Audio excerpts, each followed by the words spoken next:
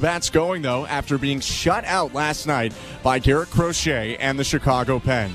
Hi, everyone. Welcome to a beautiful night in downtown Toronto. I'm Ben Schulman alongside Chris LaRue. Show Ali is our host and producer, and Stephen Coyle and Austin Mackey are our technical directors. Toronto Blue Jays baseball is brought to you by the local family-owned Crown Rust Control Centers in Chatham and Wallaceburg. Protect your vehicle from rust today. Find your local family-owned Crown at crown.com. Canada's #1 rust protection. Chris Bassitt gets the start tonight against the team that drafted him in 2011 and that he debuted with in 2014. For Bassitt, he looks to whittle down his over 5 ERA after an up-and-down start to the year. On the other side, Nick Nastrini makes his third career start after the call-up from AAA Charlotte today. We'll have lineup, standings, and first pitch next. You're listening to Blue Jays Baseball, streaming on the Sportsnet app, sportsnet.ca, and across the Sportsnet radio network.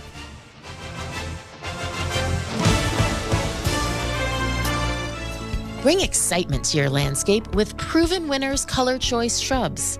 These flowering shrubs and evergreens have been trialed and tested by experts to make sure they look better and bloom better. So they're just as easy to care for as what's in your landscape now, but a whole lot more colorful and interesting. Look for Proven Winners Color Choice shrubs in the distinctive white container at your local garden center, or learn more at provenwinnerscolorchoice.com. Not tomorrow, not someday. The home improvements begin today. It's game on with Timber Mart. Build that deck, raise that fence, landscape till your property is beautiful. Don't pay for 12 months on the Timber Mart deferred payment program. Your locally owned, completely Canadian hub of building and renovation expertise. Get your Timber Mart credit card at participating locations and pay later. 12 months later. Conditions apply. Ask in store for details or apply at timbermart.ca. At Crown Rust Control Center, protection runs deep because every Crown Rust Control Center is owned by a local family who cares beyond business. Your Crown Rust Control Center is 100% committed to their product, to you, to their community, which is your community. Protecting you and what matters to you is equally important as protecting your vehicle. Did you know spring's the best time of year to protect your vehicle from rust? For a special spring offer, find your local family-owned Crown Rust Control Center at crown.com. The conference finals are here. It is over! The Rangers win and advance to the Final Four! And the place to hear your NBA and NHL hometown announcers is the Sirius XM app. The Boston Celtics are going to the Eastern Conference Finals. When the games mean the most, you want that local perspective. An epic best-of-7 battle. Syncing your hometown announcers to the action is easier than ever. Listen at home on your smart speaker or phone with the all-new Sirius XM app. Are you kidding me? Blue Jays fans, after this game, get back to what's really important. Your fantasy football team. We're talking about it right now on Fantasy Sports Radio, Channel 87, and the Sirius XM app. A Sportsnet Radio Network. Delicate one for sure. He's obviously swinging the bat really well. He'll be ready to go today if we need him at some point during the game. But yeah, it's a delicate balance, and it's tough to take him out of the lineup right now for sure. But you got to trust everybody, and you got to try to pick the right spots for everyone, and not run Jano into the ground, or anyone for that matter. Guys, they know what we're getting into in terms of the schedule, and they know what we're getting into in terms of the day game. So you try to balance it, with certain guys, but at the same time, for the most part, you want to get guys like Jano out there as much as you can over this stretch. That was John Schneider talking about Danny Jansen getting the rest today after starting the last two in a row. The Blue Jays looking to pick up a series win tonight over the Chicago White Sox at Rogers Center. I'm Ben Schulman alongside Chris LaRue. And Chris, we see Chris Bassitt on the mound today for the Blue Jays, who has had some strong starts and some ones in the middle and some tough ones as well this year. What do you look for tonight from Bassitt? Yeah, I think the biggest thing, I feel like I say this every single time Chris Bassitt takes the mound, is he has to have command with that sinker. It's so important, especially against left-handed hitters. He struggles mightily getting inside to those left-handed hitters, and that just makes him hittable. And I think over the last little while, he's shown a little bit more command with that fastball. That curveball, that big, slow curveball, we saw that effective in Philadelphia and a couple of his most recent games. But it's paramount that sinker is located well down in the zone, inside to lefties. If Chris Bassitt can't show that fastball into lefties, it's going to be a long day. Before Bassitt gets to the mound, the Blue Jays just waiting to get out on the field. Let's take a look at the Bet365 standings. At Bet365, you can bet live in-game on game props, totals, and the money line. Download the app and find out why it's never ordinary at Bet365. 19 plus, play responsibly. Ontario only. Some games done already, some ongoing in the American League East, where the Yankees are at the top at 33-17. Baltimore's 29-18. Boston 25-24. Tampa Bay Rays are 24-24, and the Blue Jays 21-26. For the White Sox, they're 15-34 entering today. Blue Jays and their baby blues out on the field right now. Chris, who is in the lineup for Pedro Grifol's Chicago White Sox? Well, leading off for those White Sox and DHing is Tommy Pham. Nicky Lopez is batting second and will play second base. At first base, batting third is Gavin Sheets. Paul DeYoung will play short and hit cleanup. Batting fifth is Andrew Benintendi. He'll be in left field.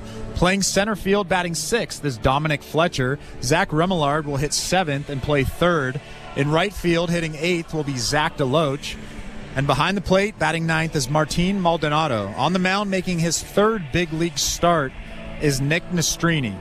And for the Toronto Blue Jays, leading off and playing second base is Davis Schneider. Dalton Varsho will bat second and play left field. At first base, hitting third will be Vladimir Guerrero Jr. Bo Bichette will play shortstop and hit in the cleanup spot. DHing is Justin Turner. He'll hit fifth. Cavan Biggio will bat sixth and play right field. Behind the dish is Alejandro Kirk. He'll bat seventh. In center field, batting eighth will be Kevin Kiermaier. And hitting ninth, playing third, is Isaiah Kiner Falefa. On the mound with a record of 3-6 is Chris Bassitt. Pairs that record with a 5.03 earned run average in 9 starts. The last start for Bassitt against the Tampa Bay Rays, he went 5 innings without giving up a run, then gave up 3 in the 6th inning, and he's had a couple instances of that kind of start so far this year. We'll see if he can put it together throughout the start today and try and knock that ERA into the 4s. Bassitt just getting rid of his final warm-up pitches. 1 more to go, and we'll take on the first inning in just a second. This first inning is brought to you by Armstrong Bird Food. Bring nature to your backyard with Armstrong. Feeding Blue Jays since 1986. Visit ArmstrongBirdFood.com. Kirk throws down to second. Davis Schneider will toss it around the horn, and we're just about ready to go at Rogers Center. Interesting weather day in Toronto. Really hot in the morning. Got kind of cloudy and rainy in the middle of the day. There was a lot of wind in the morning, maybe to let us know that was going to happen. But it's gotten bright once again. The roof open maybe 20 minutes before first pitch.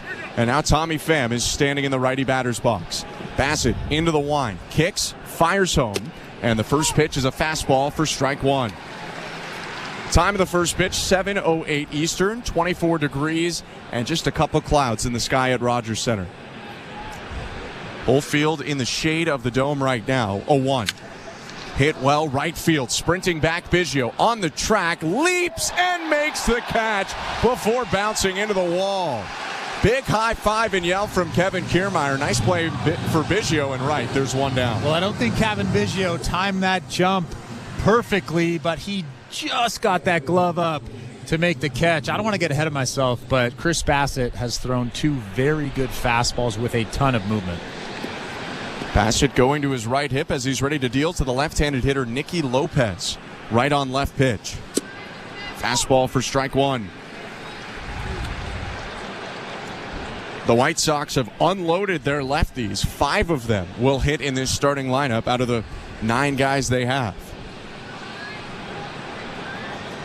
0-1. Lopez takes upstairs. It's been a strong series for the 214 hitter Nicky Lopez. He's got 4 hits in 8 at-bats. 1-1. Slow curve, hit out to left field, down the line. Varsho running in to the corner, and it just bounces off the sidewall. Varsho trying to jump up to get it, tumbles down onto the dirt, but he gets up okay. It's 1-2. Yeah, he was inches away from making an incredible play down that line. He had a beat on it and just missed it.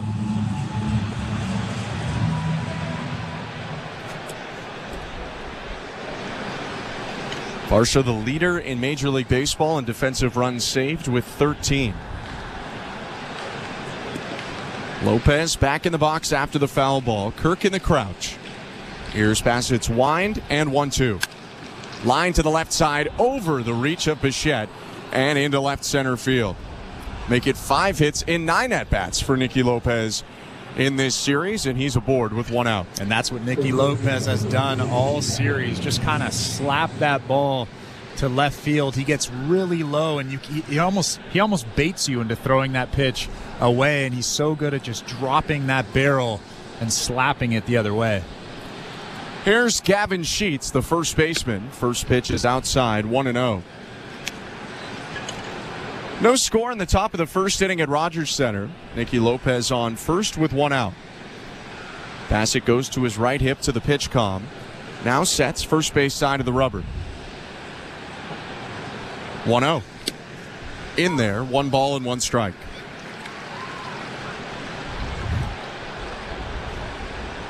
Sheets batting .243 this season, leads the White Sox with 13 doubles, has 3 homers and 12 RBIs as well. 1-1. Called strike 2. Bassitt with a slide step and a changeup at the knees to make it 1-2. The old slide step changeup, that is one of the nastiest pitches in baseball. You kind of make the hitter think that a fastball is coming, and then you pull the string on it. Ahead in the count at 1-2. The pitch. Bounce foul. Went to the slide step splitter that time. Same. Same effect. Bassitt's got everything you basically can have, minus the knuckleball. He's got a 4-seamer, a sinker, a cutter. He's got a curveball, a sweeper, a slider, a changeup, and a splitter. The 1-2. High with a fastball, 2 balls and 2 strikes. It's back-to-back left-handed hitters faced here, and it's a pocket of 4 out of 5 from the number 2 to 6 spot in the order. Only Paul DeYoung, who's on deck, will hit from the right side. Lopez, a left-handed hitter, just hit a ball to left center field a moment ago. He's talking with first base ump Ben May. And now steps off the bag, being held on by Guerrero. Bassitt in the set. 2-2 pitch.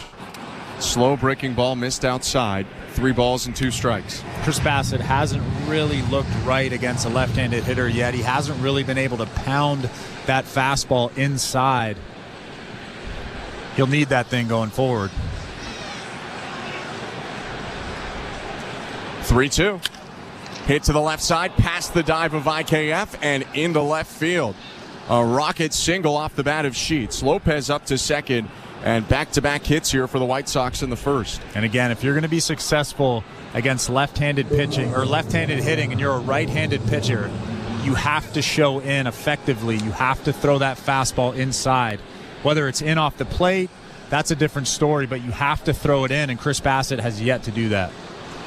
And you mentioned that it looked better recently. If you look at kind of those pitch charts, where's a guy throwing it most often? In May, he's been much more up and in than in April when he was more up and away, but not so far today. First pitch to Paul DeYoung. Right-handed hitter grounds it foul off the front fence of the Blue Jays dugout. 0-1.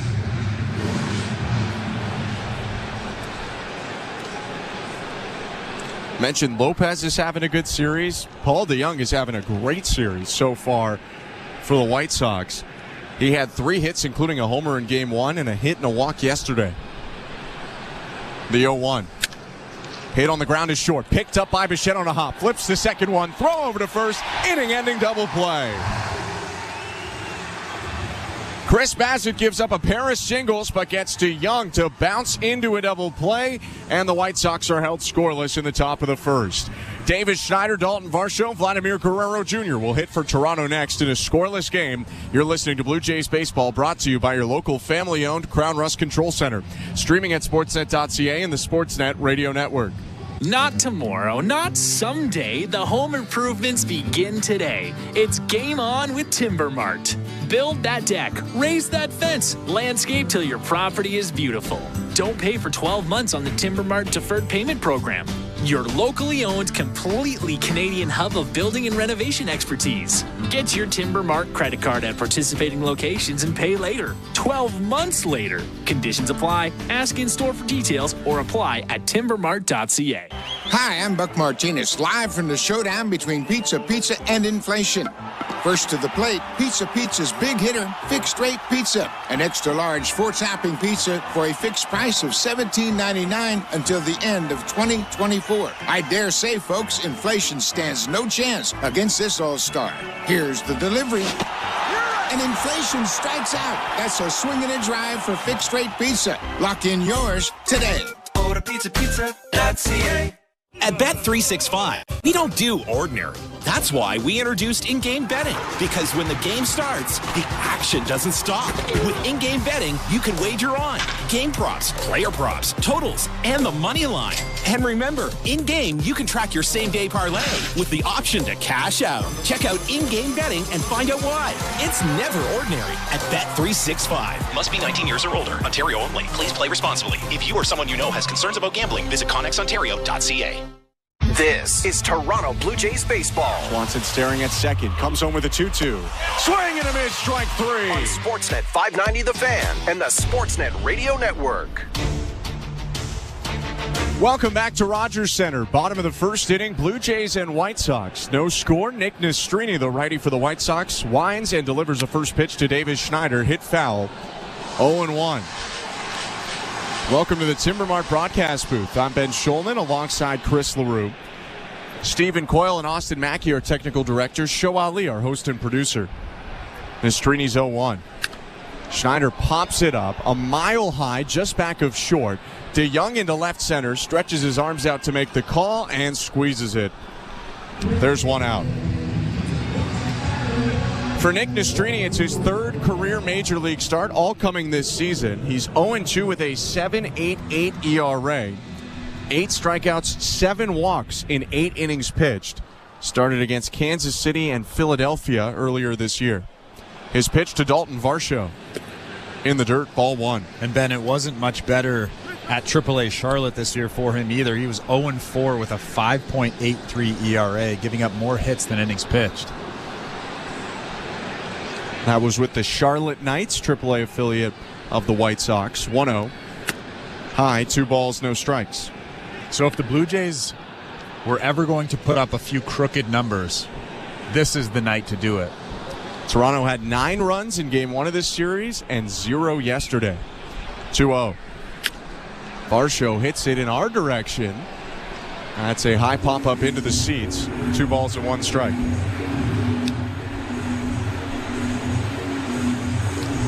Nastrini, a 4th rounder by the Dodgers in 2021 out of UCLA. 2-1. Varsho takes high and outside. 3 balls and 1 strike. Teammates with Cincinnati Red Matt McLean, Colorado Rocky Michael Toglia, and was traded last year just before the deadline when Lance Lynn and Joe Kelly went the other direction. 3-1 pitch. Low ball 4. Varsho takes a 5-pitch walk. Took the Blue Jays until the 5th inning to get a base runner yesterday. They get one in the 1st today. Well, that's Nastrini's 8th walk of the season. He's only thrown 8 1/3 innings, so you know there's some command issues. There's a bit of a control issue here. And now that Dalton Varsho is on first base, you have to put the pressure on Nastrini. You know that heart rate is elevated right now, and you know he's a bit nervous. Only his 3rd start of his career. Big lead for Varsho at first. The pitch to Vladimir Guerrero Jr. Swing and a miss. Strike 1. Home plate ump today is the crew chief, Dan Iasonia. Ben May at first base, C.B. Buckner at second, and Adam Beck at third. No score, 1 out. Varsho on first in the bottom of the 1st. Turn and a throw over. Varsho dives back in safe.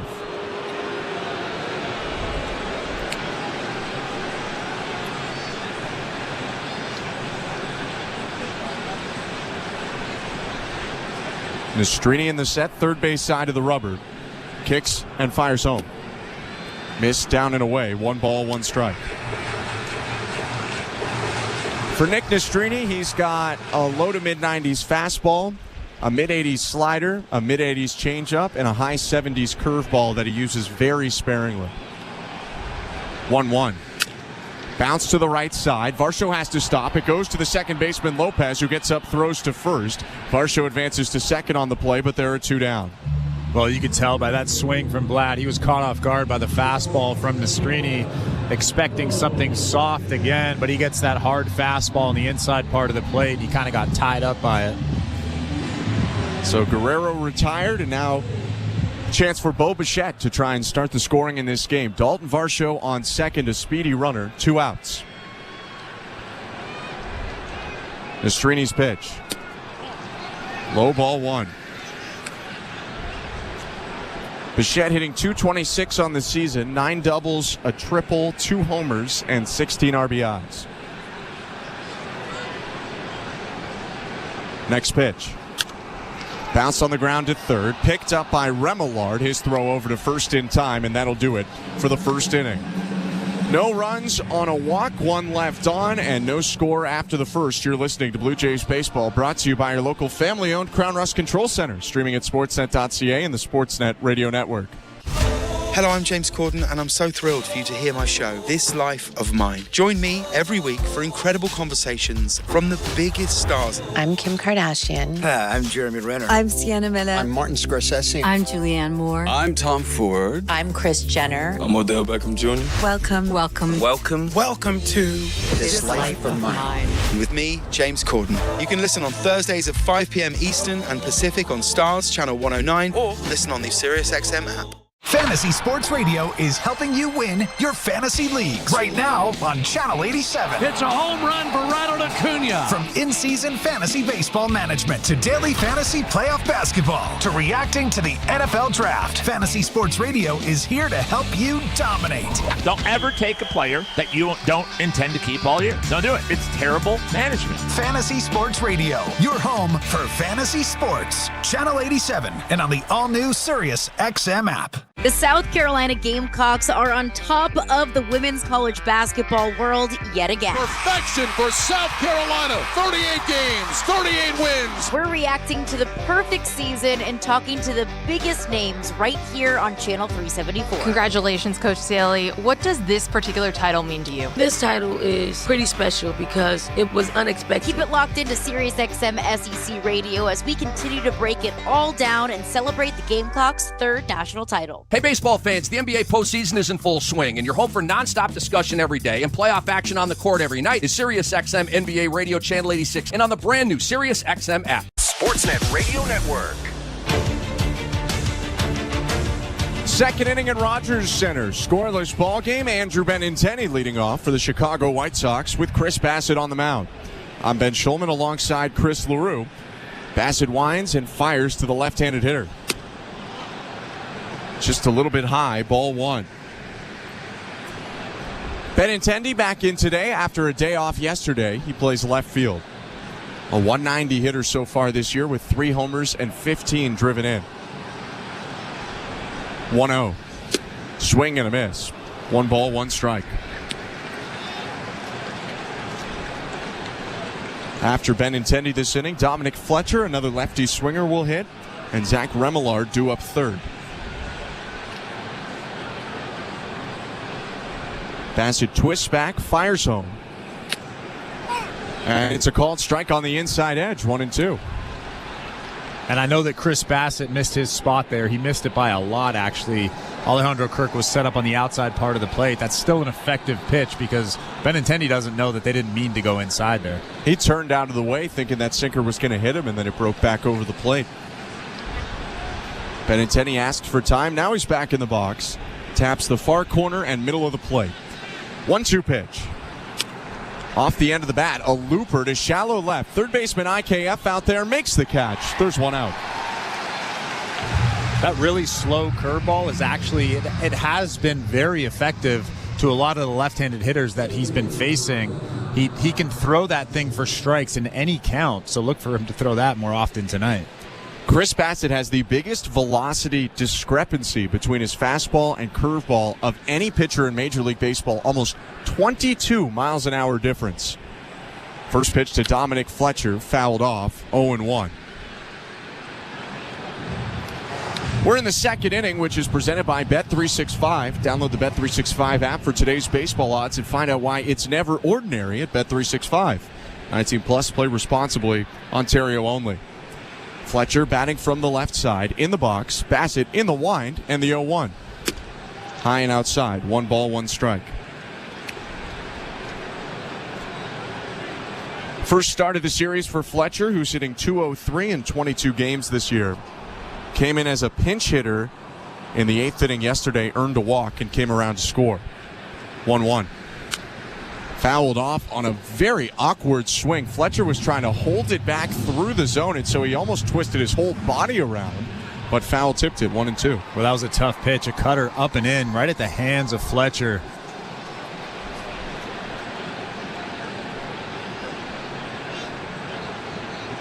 Bassitt going to the rosin bag. Now his right hip as he steps on the rubber. The 1-2 to Fletcher. Just a little bit inside. 2 balls, 2 strikes.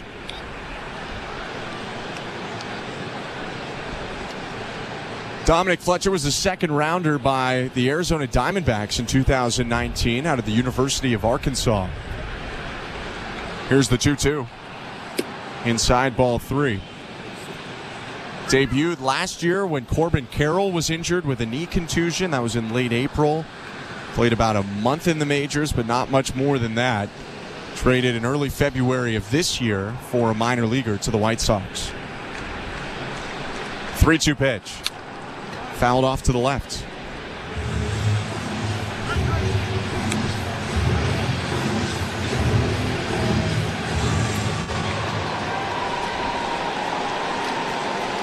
.25 pitches already for Chris Bassitt. 1 out in the top of the second. Nobody on and no score. The payoff pitch. Hit back up the middle where Bassitt is positioned right behind second. He gloves and tosses it over to first. 2 down. Good scouting report. Hit for 100 years. Not anymore. Bo Bichette didn't have to move for that ball. Right at him, makes the easy throw to Vlad at first base. So 2 down, and Bassitt, who stood behind the mound right now, steps back on the hill to face Zach Remillard, right-handed hitting third baseman. Bassitt into the wind, the pitch.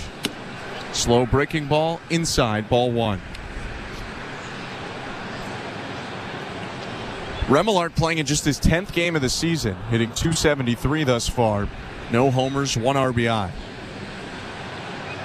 1-0. Another breaking ball, this time misses outside. 2 balls and no strikes.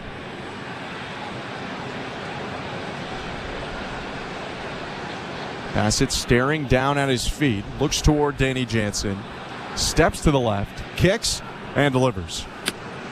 It's a fastball outside. 3 balls and no strikes.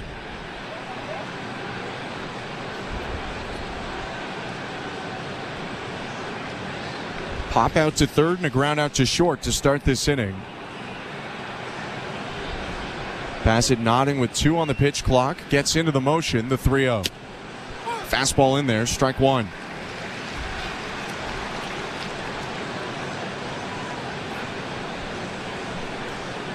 Remillard got the start yesterday in left field, today at third. 3-1 pitch. Down and away, ball 4. He'll take a 2-out walk. And that fastball there was nowhere near the strike zone. You could tell Chris Bassitt really yanked that fastball, trying to be perfect with it, trying to do just a little bit too much.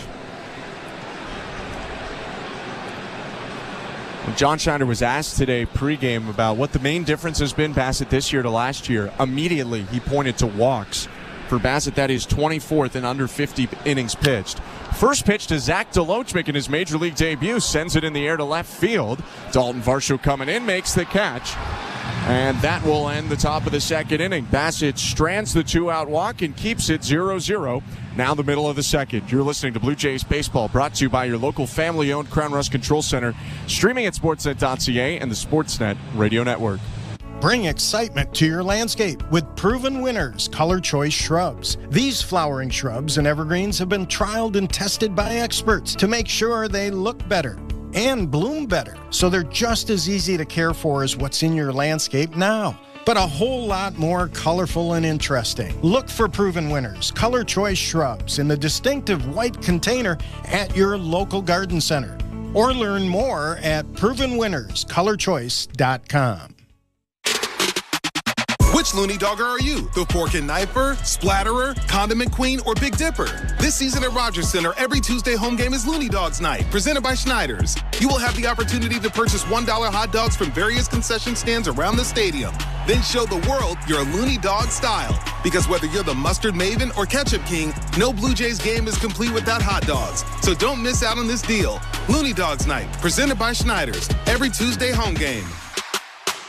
Not tomorrow, not someday. The home improvements begin today. It's game on with Timber Mart. Build that deck, raise that fence, landscape till your property is beautiful. Don't pay for 12 months on the Timber Mart deferred payment program. Your locally owned, completely Canadian hub of building and renovation expertise. Get your Timber Mart credit card at participating locations and pay later. 12 months later. Conditions apply. Ask in store for details or apply at timbermart.ca. Hey, this is Dalton Varsho. You're listening to Toronto Blue Jays baseball on the Sportsnet Radio Network. Ready or not, here I come. Tomorrow night, someone will take home over $470,000, and it could be you. To make things even more exciting, Hazel May will be calling to congratulate the winner. Get tickets before midnight tomorrow at bluejays.com/5050 from anywhere in Ontario or Nova Scotia.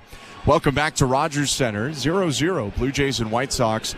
Bottom of the second inning, Justin Turner leads off for Toronto. The righty Nick Nastrini into the wind. Here's the pitch. Down and away, ball one. I'm Ben Schulman alongside the former Major League pitcher Chris LaRue. 1-0 to Turner. Hit foul, 1 ball and 1 strike.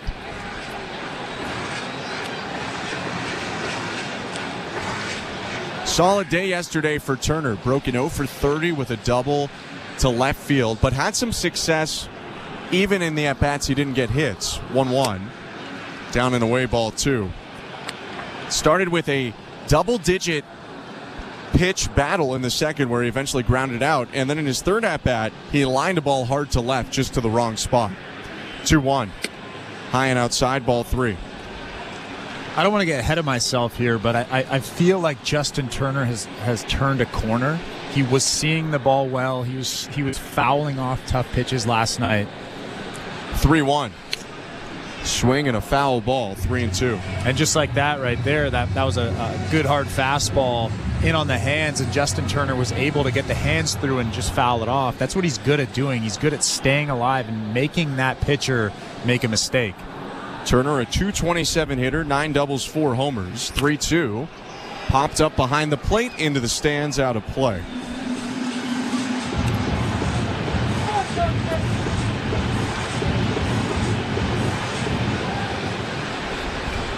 Turner putting the pressure on Nick Nastrini, who struggled with command this year. Had a walk in the first. His 3-2. High, ball 4. Turner will take a leadoff walk to start the bottom of the second. And just like that, on the previous pitch, he fouled off a tough fastball up in the strike zone. And then Nastrini, it forces Nastrini to come back with a breaking ball there, something different, a different look. And it's out of the strike zone, and Justin Turner takes first base. Now you have to put pressure on Nastrini. Here's a guy he has to attack, the very patient Kevin Biggio. First pitch. Biggio swings and pops it up. Foul territory, third base side. Martin Maldonado leans into the netting and makes the catch. And that's the first out. A very rare first pitch swing from Biggio gets the first out for Nastrini in the bottom of the second. Yeah, you're right. That was pretty rare, and it was a pitch that he shouldn't have swung at. It was a fastball up and away, a pitch that even if he made good contact with, he probably wouldn't have done much with. So now 1 out, and the catcher Alejandro Kirk is up. Turner on first, no score, bottom of the second. Nastrini kicks and fires. Fastball for strike 1.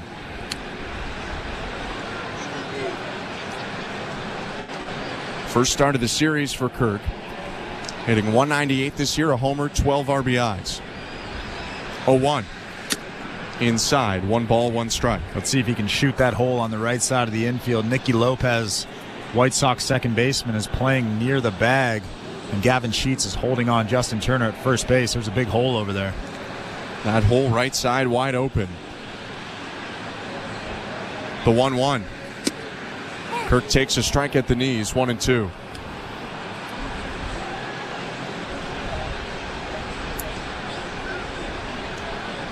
Mastrini's thrown 23 pitches so far, 12 of them strikes, 11 balls. Walked Turner to start the inning, then got Biggio to pop up. 1-2. Hit on a line, left field, base hit. Turner around second, but he'll stop there for Alejandro Kirk. A single and the first Blue Jays hit of the day. I'm actually surprised that Kirk got his barrel to that ball. That was a good slider off the plate. And Alejandro goes down and kind of golfs it over the shortstop.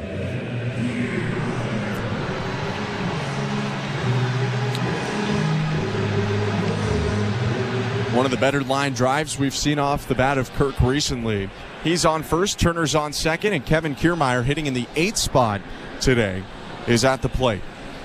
Mastrini looks at second and delivers home. Foul tip into the glove. Strike 1. Kiermaier, the center fielder, is a .228 hitter. 4 doubles and a homer, 7 RBIs. The 0-1. Swing and a miss. Mastrini pulled the string on him with the changeup. It's 0-2. A deep breath from Kiermaier, steps back into the box and pinwheels his black bat. 2-strike offering. Line to right field, base hit. Turner around third. He'll get the late stop sign and scramble back as the throw comes in from Zach DeLoach. Back-to-back singles have loaded up the bases for the Blue Jays with 1 out. Well, third base coach Carlos Fablis was about 2/3 of the way to home plate before he made his decision to stop Justin Turner at third base. And I think that was a good decision. There's only 1 out in the inning. Now you have the bases loaded.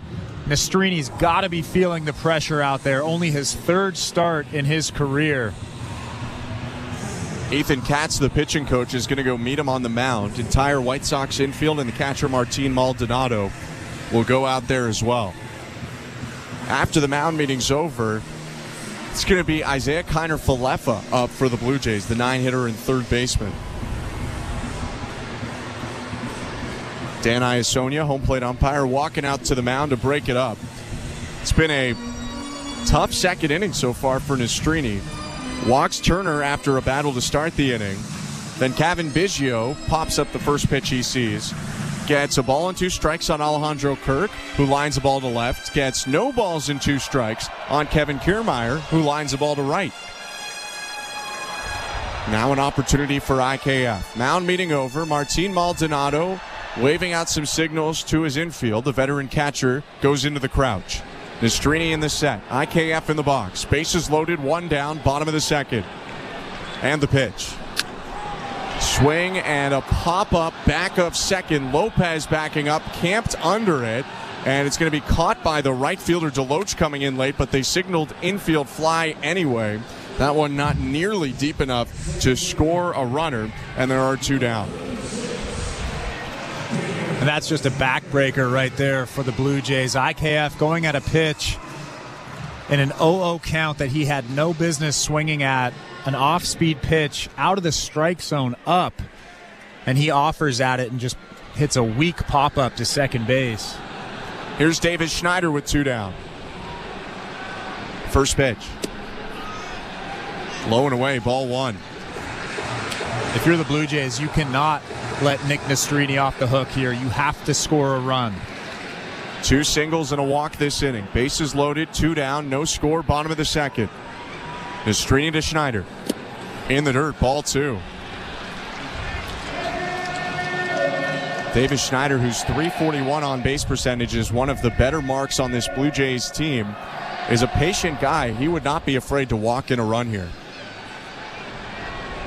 In the driver's seat right now, 2 balls and no strikes. Schneider popped out to short. Back of the first. 2-0. Bounce to the plate again. 3-0. And you have to imagine that Davis Schneider is not going to be swinging at this 3-0 pitch here. Nick Nastrini almost has as many walks as innings pitched, and a 3-0 count, you can almost guarantee that he's going to throw a ball here. The right-hander sets. Kicks and delivers. And hits the bottom of the zone. Strike one. 3 balls and 1 strike. Now the count. It's Kiermaier on first, Kirk on second, and Turner on third. The 3-1. Swing and a liner. Left field. Base hit. Turner in to score. They're giving Kirk the wave. Throw will go into second. It's a 2-run single for Davis Schneider and a 2-0 Blue Jay lead. And that's what happens when you put the pressure on a young pitcher. You make him make mistakes. He throws that fastball over the heart of the plate, and Davis Schneider loves fastballs over the heart of the plate. He drills that ball into left field, scoring 2 runs. And now the pressure is off the Toronto Blue Jays. They did a good job in this inning. They scored a couple of runs with 2 outs. We've been waiting for them to do that. Runners on the corners because Kiermaier went first to third on the single. Dalton Varsho up the pitch. Foul tipped into the glove. Strike one. 2-0 Toronto, bottom of the second inning. First time this series that the Blue Jays have scored the first run.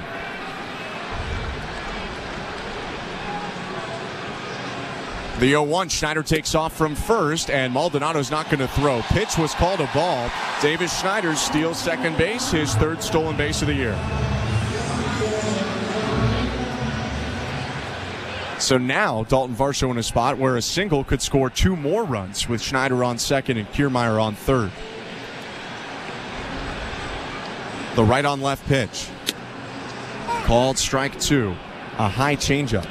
That's a good take. That's not the pitch he wants. He could probably just roll over that pitch. Nastrini ahead in the count, though. 1 ball and 2 strikes. 2 runs this inning for the Blue Jays. The 1-2. Line down the right field line. Slicing, and it's a fair ball. Headed into the corner. In to score is Kiermaier. Schneider scoring. Varsho headed for third, and he slides in with a 2-run triple. 4-0 Blue Jays on a 3-bagger for Dalton Varsho.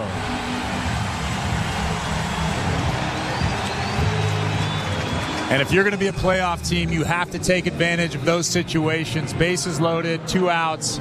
Blue Jays coming up with 2 big hits here, and they go ahead 4-0. And now you have Vlad up at bat with a runner on third base. 4 hits and 4 runs this inning for the Blue Jays. First pitch to Vlad is high, 1-0. And that ball not slicing for Varsho, but rather hooking into the corner, and it hooked so deep that he got to third easily. First triple of the year for Varsho. Guerrero 0 for 1. Here's the 1-0 pitch. Swing and a miss. Big cut from Vladdy. 1 ball, 1 strike.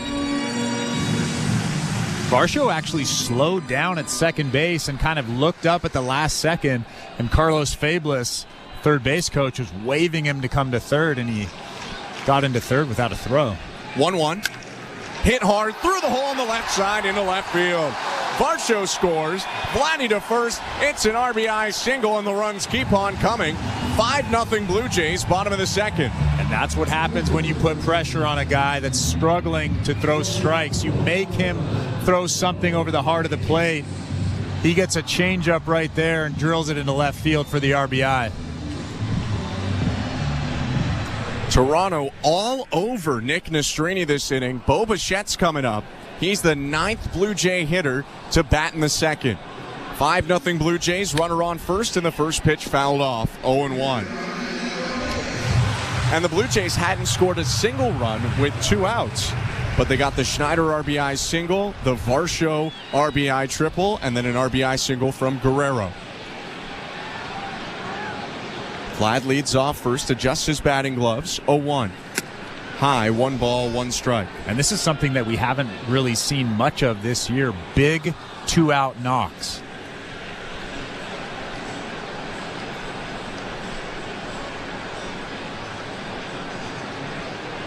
(1-1) to Bassitt. Check swing. Pitch was high. Appeal to first. He went around. It was a late decision to even start the swing, and then he tried to hold it up but couldn't. So it's 1 ball and 2 strikes.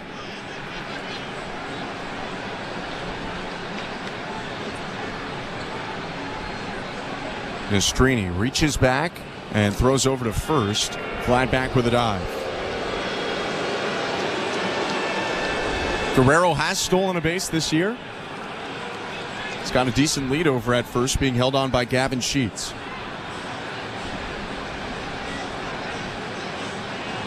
The 1-2. Swing and a fly ball deep center field. Fletcher going back at the track, at the wall. It's gone.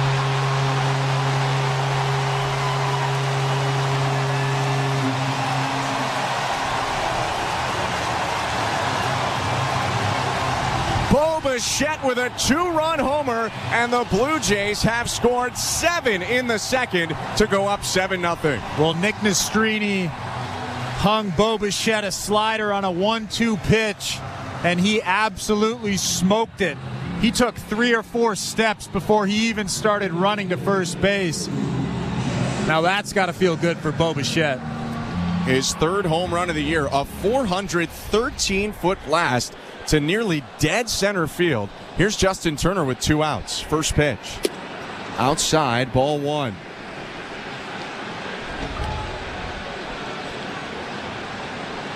Action in the White Sox bullpen. Tanner Banks, the lefty, is getting loose. Nastrini up to 45 pitches is 1-0. Called strike, 1-1. A huge smile on Bo Bassitt's face in that dugout. That's something that we haven't really seen much of this season. What a swing.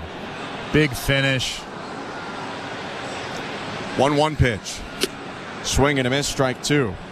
Well, interesting. Today it was highlighted on MLB Network that the Blue Jays, in 47 games, 194 plate appearances, didn't have a home run from the cleanup spot this year. That is no longer true as Bo Bassitt hits one. 1-2 pitch. Bounce to the right side. The first baseman Sheets picks it up and tags Turner to end the inning. What an inning it was for the Blue Jays. They score 7 on 6 hits and take a 7-0 lead to the 3rd. You're listening to Blue Jays Baseball, brought to you by your local family-owned Crown Rust Control Center, streaming at sportsnet.ca and the Sportsnet Radio Network. We're 2 men in a truck, the movers who care. You never know when cardiac arrest can happen. That's why each and every one of our trucks carries a life-saving Mikey defibrillator as part of our Mikey on Board program. Whether we're on the highway or in front of your house, we're prepared to help anyone whose heart may skip a beat. The Mikey Network has saved many lives, making Mikeys accessible to the public. And now they're on board our trucks. We're 2 men in a truck. 2 men and a truck, the movers who care.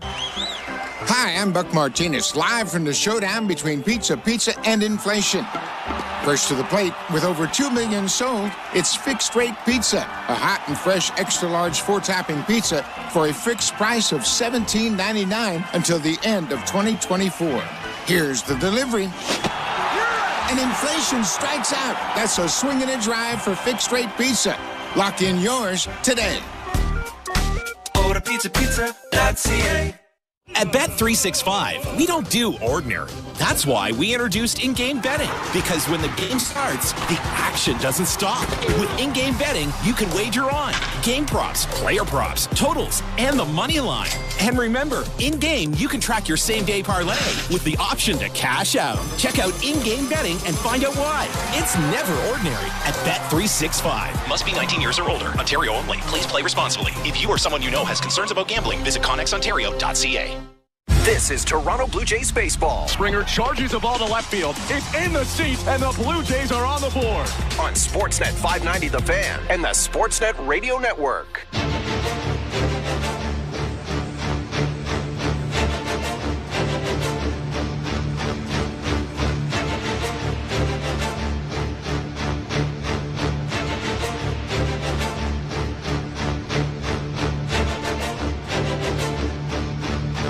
Center Top of the third inning, 7-0 Blue Jays over the White Sox. First pitch to Martin Maldonado, called strike one. Chris Bassitt on the mound right now for the Blue Jays in the 0-1. Hit on the ground up the middle. Bassitt with a long run, picks it up, throws on the run over to first, and there's one out. The third inning is brought to you by the local family-owned Crown Rust Control Centers in Chatham and Wallaceburg. Protect your vehicle from rust today. Find your local family-owned Crown at crown.com. Canada's #1 rust protection. I'm Ben Schulman alongside Chris LaRue. How about a 7 spot for the Blue Jays in the bottom of the second? And now Chris Bassitt pitching to Tommy Pham. First pitch strike. A 7 spot, all with 2 outs. Blue Jays came up with 4 straight hits with 2 outs. 0-1. Lined up the middle and into center field, bouncing into the glove of Kiermaier. It's a base hit for Pham, and there's 1 on with 1 out. I was mentioning before the break, so the Blue Jays didn't have a home run by the cleanup hitter until Bo Bichette hit that one in the second. John Schneider was asked about that today, and he said tongue-in-cheek, well, yeah, but Bo's going to go deep today. And then someone said, well, if it happens, you got to get it on record. And so Schneider checked his watch, and he said at 3:59, I called it, and he did. First pitch to Nicky Lopez, lined into left field. Lopez has a second single today. Pham up to second, and there are 2 on here for the White Sox with 1 out. 7-0 Blue Jays, top of the third.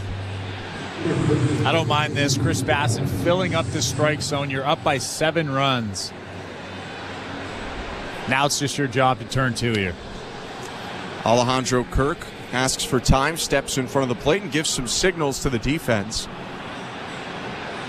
Telling them about coverages in the event of stealing, perhaps bunts as well, although unlikely for the 3-hitter Sheets. White Sox first baseman with a base hit in the first inning. Retired on the double play that ended the inning. First pitch. Slow breaking ball for strike 1.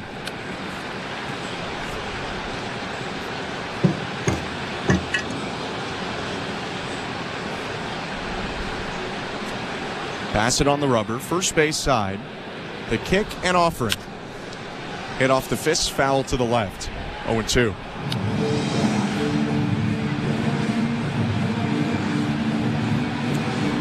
Now, there's no advanced analytics or tracking on this, but I believe Chris Bassitt has hiked up his pant legs and exposed his socks for the first time this year.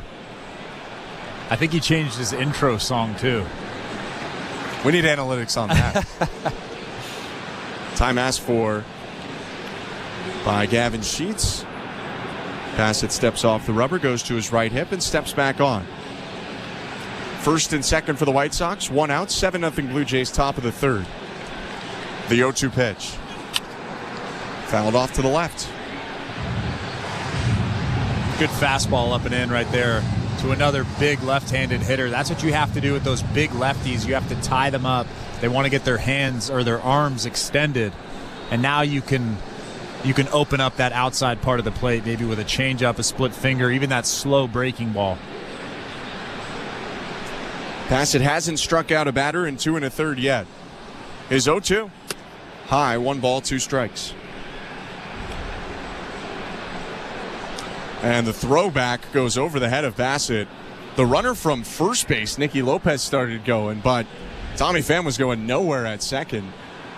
No, Tommy Pham was headed back to second base as Nicky Lopez was almost going to second. It popped off the glove of Bassitt reaching up for it. Actually wasn't an awful throwback, but not a great one either.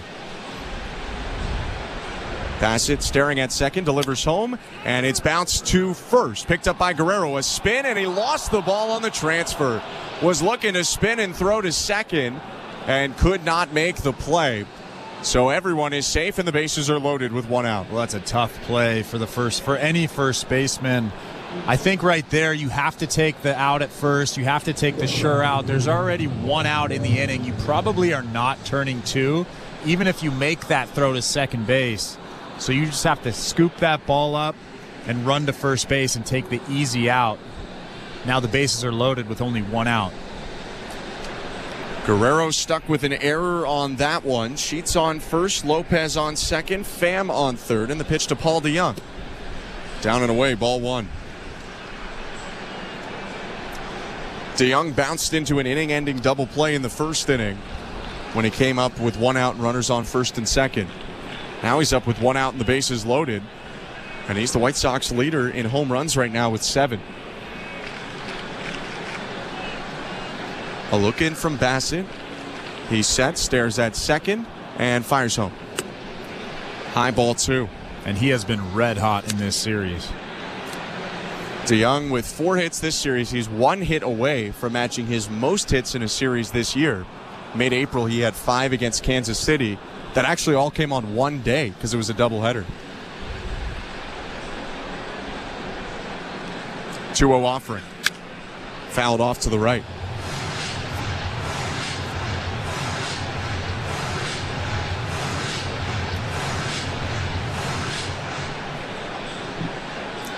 Paul DeYoung on a 1-year, $1.75 million deal with the White Sox that he signed in November. A couple bonuses could boost that up to $2 million flat. 2-1. Foul tipped into the glove, and Bassitt has fought back from 2-0 to even up the count.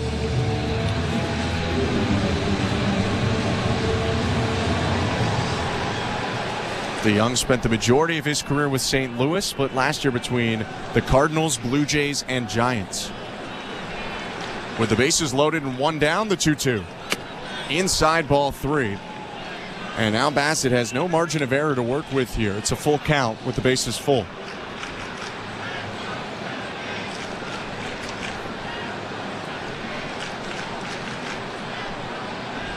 Alejandro Kirk going out to the mound right now before this 3-2 pitch.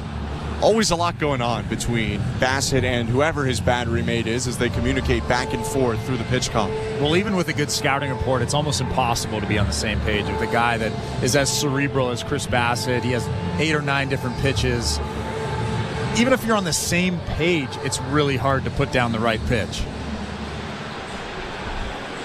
Bassitt is constantly adjusting his game plan, reacting to hitters' swings.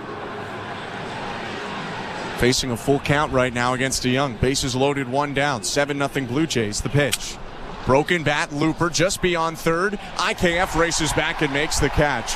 2 outs. That one looked a little scary for a moment, but good range from Kiner Falefa. Yeah, off the bat, I thought that was going to drop just out behind third base there, but Paul DeYoung really didn't get much of it. That bat shatters and lands safely in the glove of IKF at third base.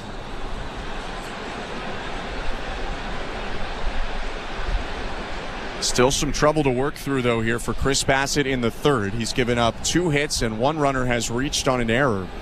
It's 7-0 Blue Jays, but the bases are loaded for the White Sox with 2 outs, and Andrew Benintendi is up, the left-handed hitting left fielder.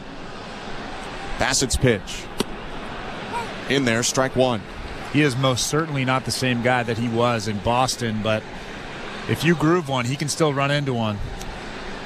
Even after the pop fly to third in the second, Benintendi 4 for 9 career against Chris Bassitt. Homered off him in 2021 when Bassitt was an Oakland A and Benintendi was a Kansas City Royal. As recently as 2022, Benintendi was an All-Star, but his White Sox career has not gone to plan so far.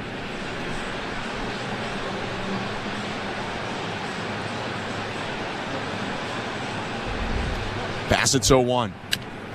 Bounce softly, right side of the mound. Charging in Schneider at second. Gloves it. Underhand flip to first in time. Nice play, Davis Schneider. And that will do it for the top of the third. Chris Bassitt deals with 2 hits and an error, but strands all 3 runners to keep the White Sox off the board. 7-0 Toronto, the lead as we go to the bottom of the third inning. You're listening to Blue Jays Baseball, brought to you by your local family-owned Crown Rust Control Center, streaming at sportsnet.ca and the Sportsnet Radio Network. Don't miss a Manchester Derby edition of the FA Cup Final on Sirius XM FC. City meets United in a rematch of last year's final, with the Citizens pushing for another League Cup double. Haaland well inside the area and fires one into the left-hand corner. While the Red Devils are determined to finally topple their noisy neighbours. Bruno Fernandes, who spots the keeper of his line. What a goal. And scores! Man City versus Man United in the FA Cup Final. Coverage begins Saturday at 10 Eastern on Sirius XM FC 157 and the Sirius XM app. Are you regretting eating that gas station hot dog? Yeah, we know. We've been there too. This is a message for baseball fans like you. Did you know that you get a channel that's talking baseball 24/7 as part of your Sirius XM subscription? What? Our lineup includes shows hosted by former big leaguers and executives. Plus, you'll hear from 17 managers each week. MLB Network Radio is on Sirius XM Channel 89, or just search MLB Network Radio on the SXM app. Sirius XM Sports. We're more than just a game. There is no competition in soccer quite like the UEFA Champions League. And it's on Sirius XM FC. Kylian Mbappe delivering when it matters most. The stakes are higher now in the knockout stage, where one goal can transform a club's trajectory. Jude Bellingham's driving, scores! And one performance can turn a star into an immortal. Harry Kane finishes off the game. It's the Champions League knockout stage, and all the top matches are on Sirius XM FC 157 and the all-new Sirius XM app. In season or out of season, the number one place for college sports is Sirius XM College Sports Radio, Channel 84. Sportsnet Radio Network. Welcome to the Timbermark broadcast booth. Timbermark always has someone on deck to help you with any home improvement projects. Before you begin renovating, visit the team at Timbermark. They've got the know-how to make sure you come out swinging on your next project. Timbermark, Canada's building center. I'm Ben Schulman alongside Chris LaRue. Bottom of the third, 7-0 Blue Jays, and the first pitch to Cavan Biggio is outside, 1-0. Nick Nastrini, the White Sox starter, remains in the game. Gave up 6 hits and 7 runs last inning. 1-0. In the dirt, 2 balls and no strikes.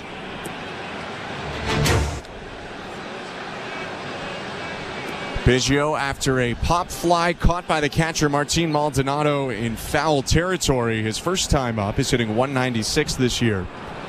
2-0. Called strike, 2-1. With his ability to walk, though, he does still have an on-base percentage of .315. 2-1 pitch. Check swing, called strike, 2-2.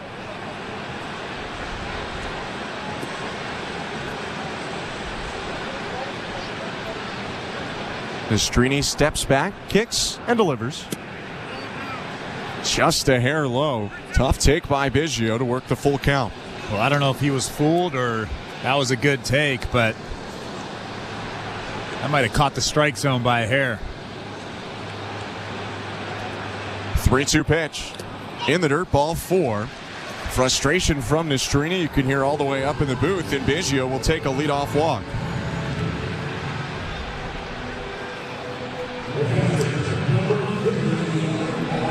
Blue Jays had a home run as part of their 7-run inning in the second, and we got to see an old friend with a new look. Bo Bichette got to the dugout and put on the home run jacket before going in. First pitch to Alejandro Kirk is hit in the air center field. Backing up Fletcher on the track makes the catch. Solid contact, but an out there for Kirk. Biggio will stay at first. 1 out. And I guess my question to you is, how do you feel about the home run jacket? These are things that neither positive nor negative. I could not care less.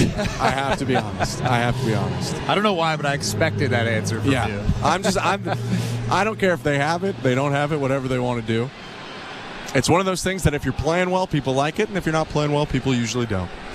Here's Kevin Kiermaier with 1 out. The pitch. Outside, ball 1. I will say, it's got a new look. It's been, I don't know if you want to call it tailored or bedazzled, but there's a Canadian flag going down the right sleeve. It looks like it has the Toronto on the back, almost the same font as Nathan Phillips Square. 1-0. High, 2-0. So I don't hate the redesign. I kind of like that it's like same jacket but new look. Well, I could not care less. Yeah, it's just the safe answer all the way around. Well, it's just a home run celebration. You know, every team's pretty much got one. Biggio leading off first, 7-0 Blue Jays. Bottom of the third with 1 out. The 2-0 to Kevin Kiermaier. Actually, a throw over to first, long look, and then Biggio dives back in.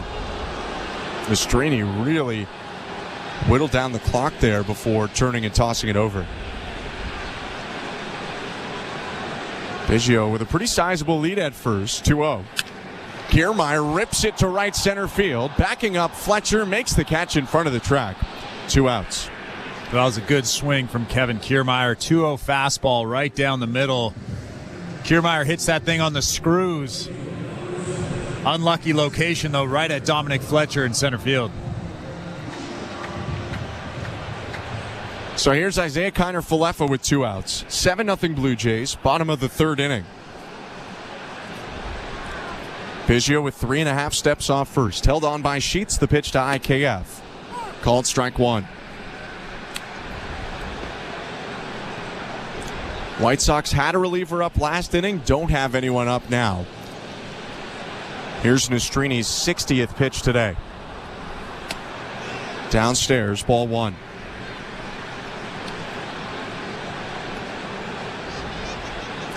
Originally, Mike Clevenger was supposed to get the start today, the veteran who returned to the White Sox just after the start of this season.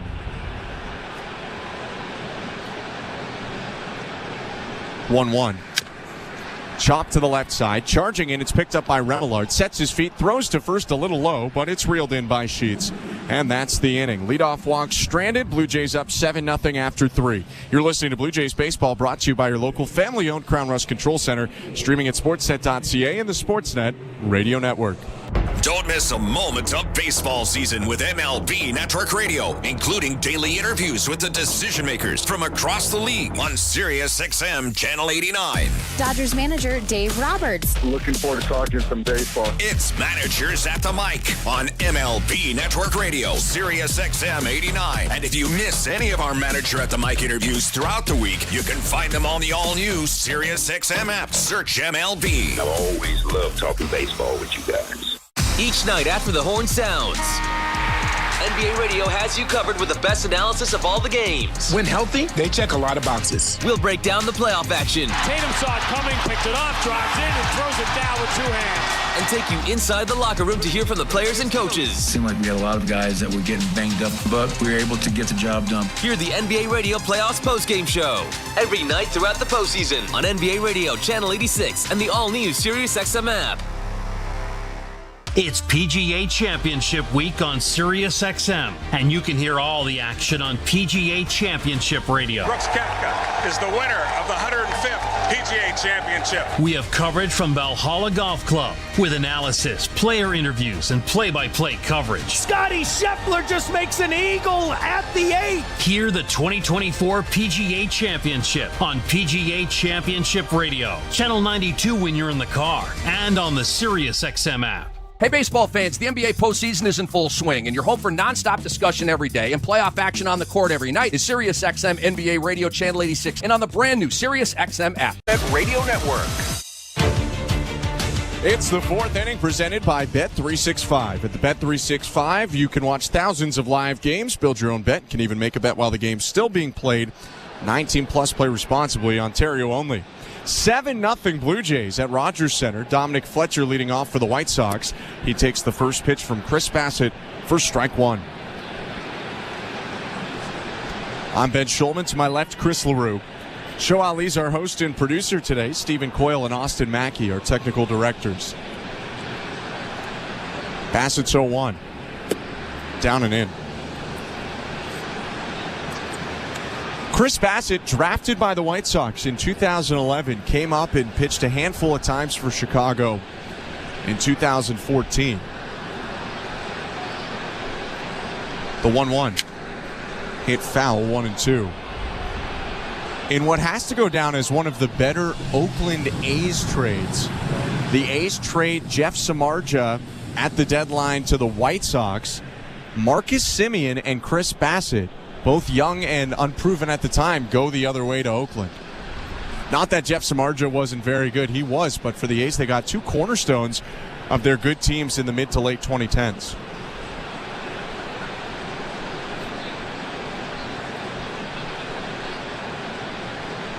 The 1-2.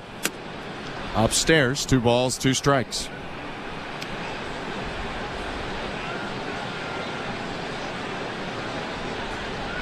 Bassitt got Fletcher to ground out to short in the second. Bichette playing up the middle. The 2-2. Hit well, straight away center field. Kiermaier going back, ranging to left center, backpedals and makes the catch. 1 out.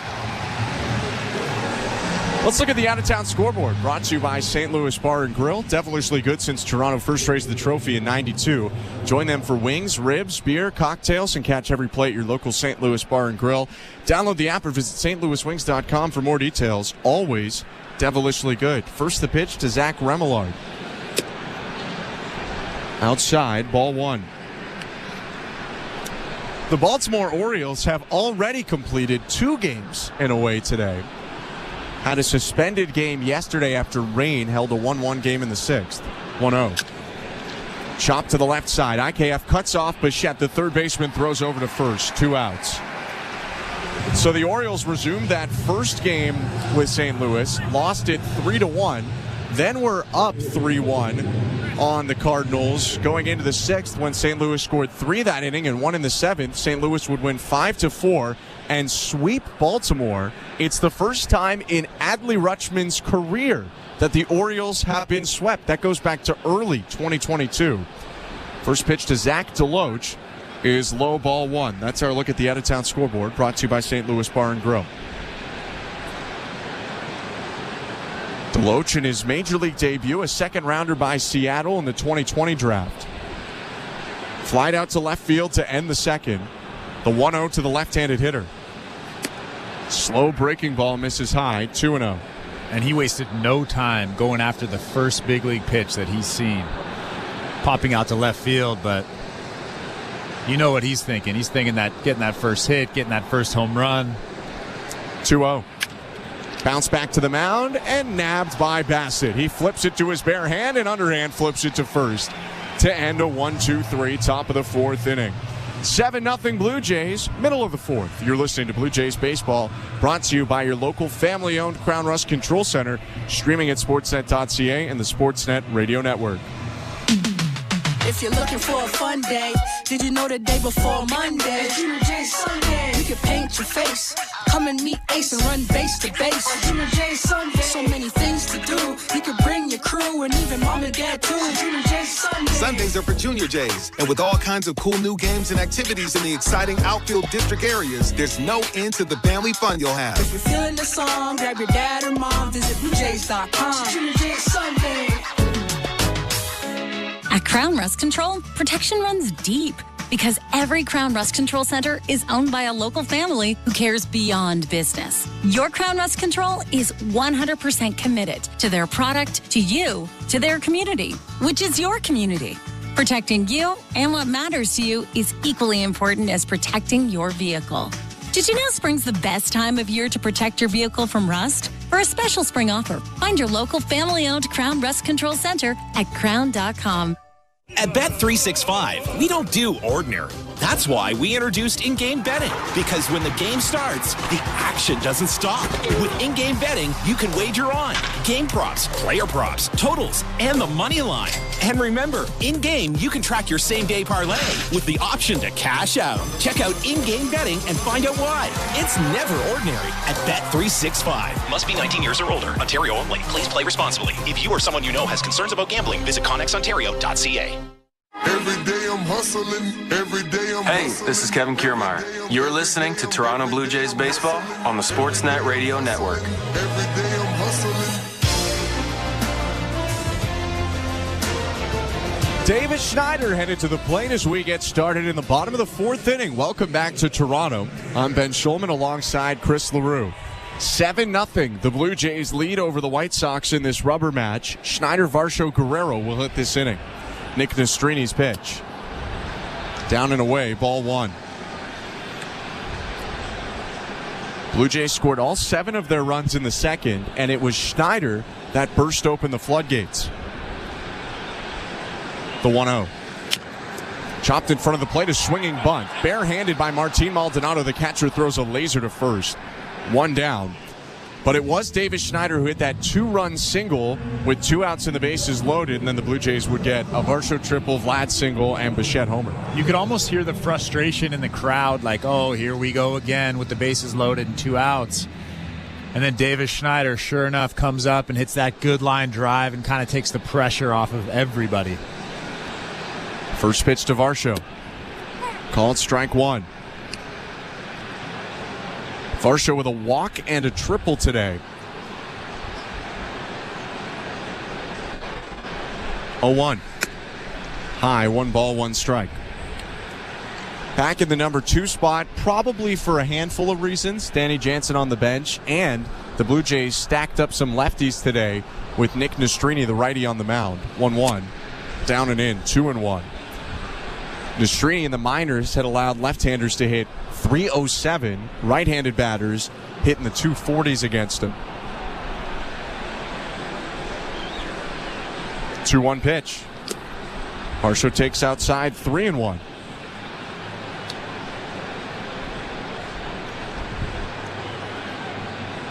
The White Sox leaving Nastrini out there with 7 runs allowed on 6 hits. His 3-1, swing and a miss. 3-2.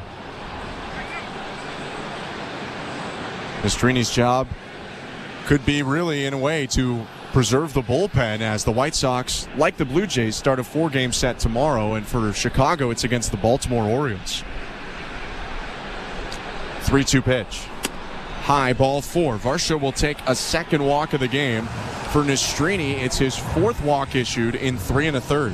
Well, Nastrini's only thrown 74 pitches and 86 pitches in his 2 previous big league starts, so I'm not sure how much longer he's going to be in this ball game. But yeah, you're right. His job is to just eat up innings, eat up as many batters as he can, and save that bullpen.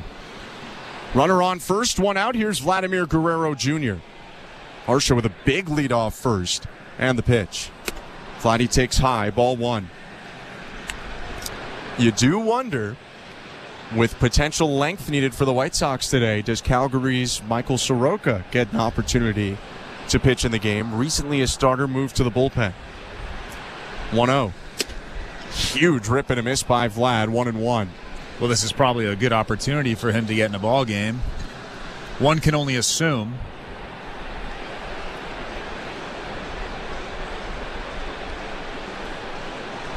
Nastrini set at the chest, the pitch. Inside, ball 2. Was mentioning in the bottom of the 3rd, Nastrini entered this start. They pushed Clevenger a day back. Mike Clevenger will start tomorrow against Baltimore. It's part of 2 moves that they made today, did the White Sox. 2-1. Fouled back, 2-2. Today, the White Sox brought up Nastrini, brought up Zach DeLoach, who's the starting right fielder and number 8 hitter. They put Steven Wilson, one of their relievers, on the 15-day IL with a back strain, and they put Eloy Jimenez on the 10-day injured list with a hamstring strain. He left yesterday's game early, pulling up as he rounded 3rd to score on a single. He started at second base on the play. Runner on first, 1 out here in the bottom of the 4th. And a throw over to first. Varsho will dive back safely.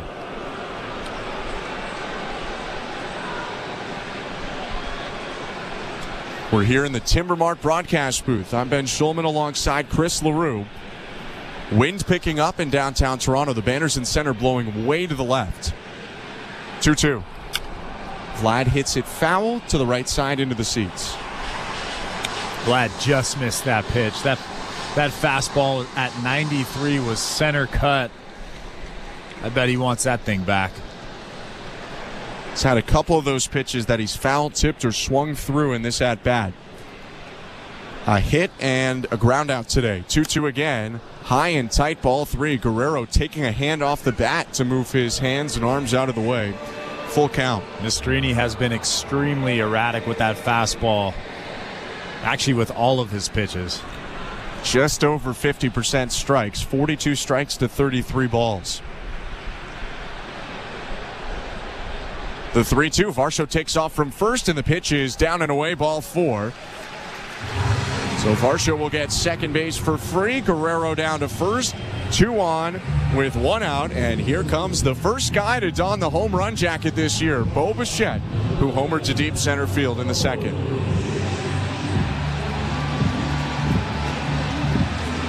That'll prompt a mound visit from Ethan Katz. White Sox pitching coach Martin Maldonado, the catcher, on the mound as well. The infield will remain back in their positions. Well, in Bo's last at-bat, he got a slider that was center cut. and he ripped it over the wall in center field.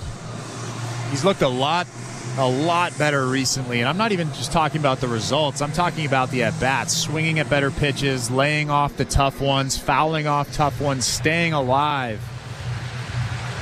And then eventually good hitters take advantage of those mistakes, and if you're fouling off tough pitchers, I've said this a bunch recently, if you're able to foul off the tough pitches, eventually they're going to give you a mistake, and you have to take advantage of that mistake, and Bo crushed that slider over the wall in center field in his previous at-bat.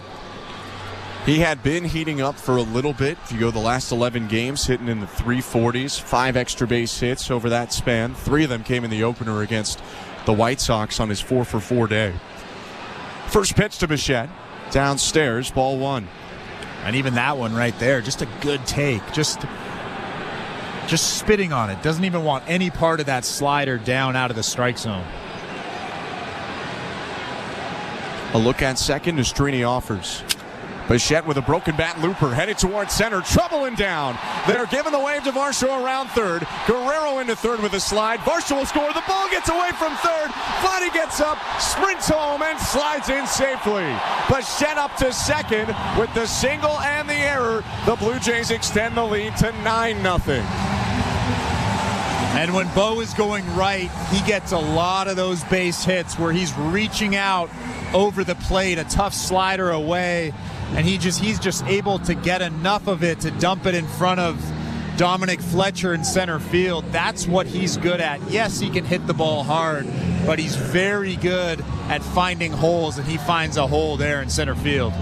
And then Guerrero with the aggressive base running goes first to third on the hit, and a bounce throw by Dominic Fletcher from center field to third gets by Zach Remillard. Guerrero scores, and Bassitt up to second on the error. Here's Justin Turner with 1 out.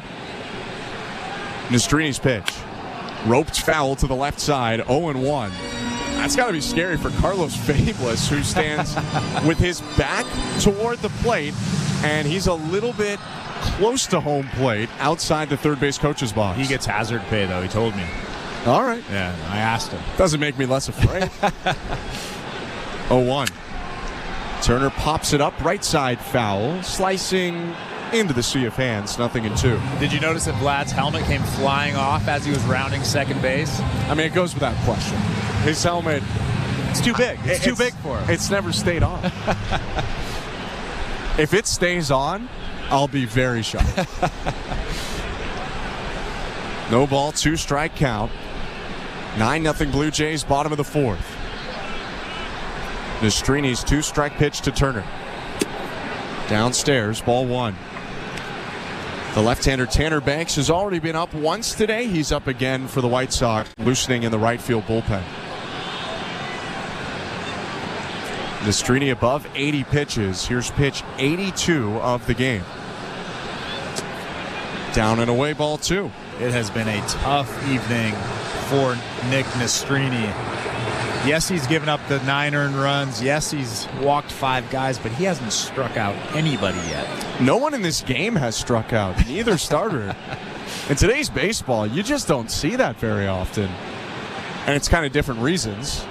You can tell by the 9-0 scoreline, but Nastrini and Bassitt, neither of them have a case so far. Bassitt on second with 1 out. 2-2 count. Here's the pitch to Turner. Bounce foul left side. I've been watching Chris Bassitt kind of pace back and forth in the dugout. It's almost like he's like, all right, guys, we have enough runs. Let me go back out there. This is refreshing, though, for Bassitt. He entered today with the 4th lowest run support in the American League at 279. Yusei Kikuchi, 3rd for the record. Moved up a spot yesterday when the Blue Jays were shut out in his start. 2-2. Turner hits it down the right field line, deep, but foul.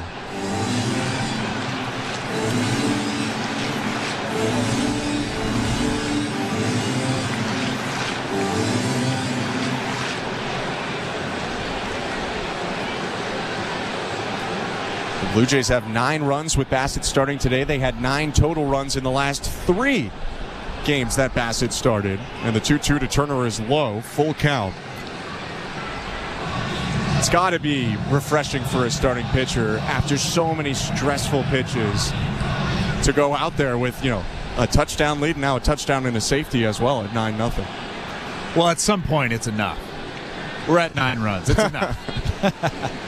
3-2. Turner takes low ball 4. If there's one starting pitcher, I would imagine that is frustrated by this because he has to sit in the dugout for 30 minutes, it's probably Chris Bassitt. Well, for Nick Nastrini, this is going to be the end of the day. Pedro Grifol gets on the steps, gets out of the dugout, and makes the call to the bullpen for the lefty Tanner Banks. The Blue Jays hang 9 on him in 3 1/3 and still 2 runners on with just 1 out in the bottom of the 4th. We'll give you the news and notes on Banks in a moment, but first let's go to Baseball Control with today's host, Show Ali. Thanks, guys. And before we get to the St. Louis Bar and Grill out-of-town scoreboard, don't forget we do have Jays Talk this evening. Blair and Barker have you covered all week long. The guys will take your calls after this one is in the books. Blair's down at the Rogers Center, and he will throw out the numbers to call after the final out. All right, on that St. Louis Bar and Grill out-of-town scoreboard, the Stanley Cup playoffs roll on. The conference finals on the go right now. Just 4 teams left standing for the Cup right now. Game 1 of the Eastern Conference Finals, Panthers at Rangers, happening at Madison Square Garden. 0s in the first period. You can watch that game on Sportsnet and the CBC. Tomorrow we'll get Game 1 of the Western Conference Finals. The Oilers heading to Dallas, taking on the Stars. Game 1 of Stars-Oilers will be on Thursday, May 23rd at 8:30 p.m. Eastern, 5:30 Pacific, also on Sportsnet and the CBC. And the PWHL Finals, a few days off before Game 3. The series tied at 1 game apiece after a 3-0 Minnesota win last night. Game 3 will be Friday night in Minneapolis. Some NHL head coaching news. Yesterday, we got the Craig Berube announcement for the Leafs. While the guy he replaced, Sheldon Keefe, is no longer out of work. The news breaking today that Keefe will now be the new bench boss for the New Jersey Devils. That news coming from Spit and Chicklets and confirmed by Elliot Friedman. And some award news as well. The Jack Adams winner is Vancouver's Rick Tocchet. He takes 82 of 114 possible first-place wins, votes a landslide win for the Scarborough, Ontario native. Blue Jays baseball is brought to you by Crown Rest Protection. Back to the Rogers Center we go. Here's Ben Schulman and Chris LaRue. Thank you very much, Joe. The lefty Tanner Banks is on the mound for the White Sox, making his 17th appearance of the season. The Southpaw has a 5.5 ERA in just under 20 innings pitched. He'll come on with runners on first and second, 1 out, and Kevin Biggio hitting. Left on left pitch is strike 1.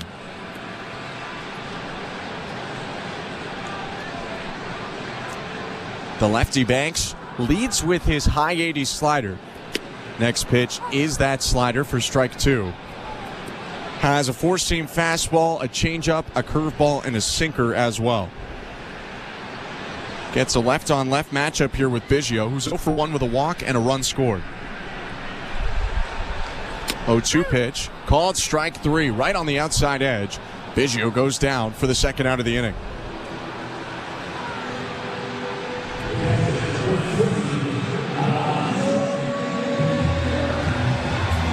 Still first and second for the Blue Jays now, 2 outs. Turner on first, Bichette on second. And the catcher Alejandro Kirk is up, 1 for 2 with a single and a run scored. The left on right pitch. Called strike 1. Kirk has had a penchant for hitting against the White Sox in his career. 4 home runs in 13 previous games against Chicago.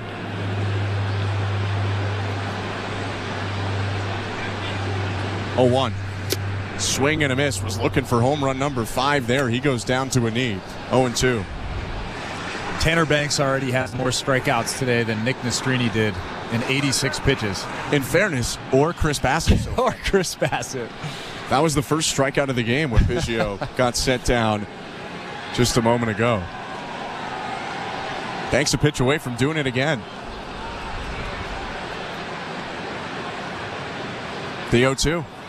High, ball 1. Kirk's 4 home runs against the White Sox, second most against any opponent in his career. He has 6 against the New York Yankees. But that makes sense because the Blue Jays and Yankees play a lot. They don't play the White Sox nearly as much. 1-2 is in the dirt, 2-2.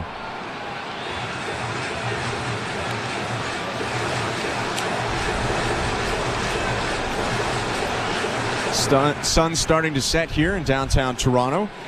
Bottom of the fourth inning, 2 outs, 9-0 Blue Jays over White Sox.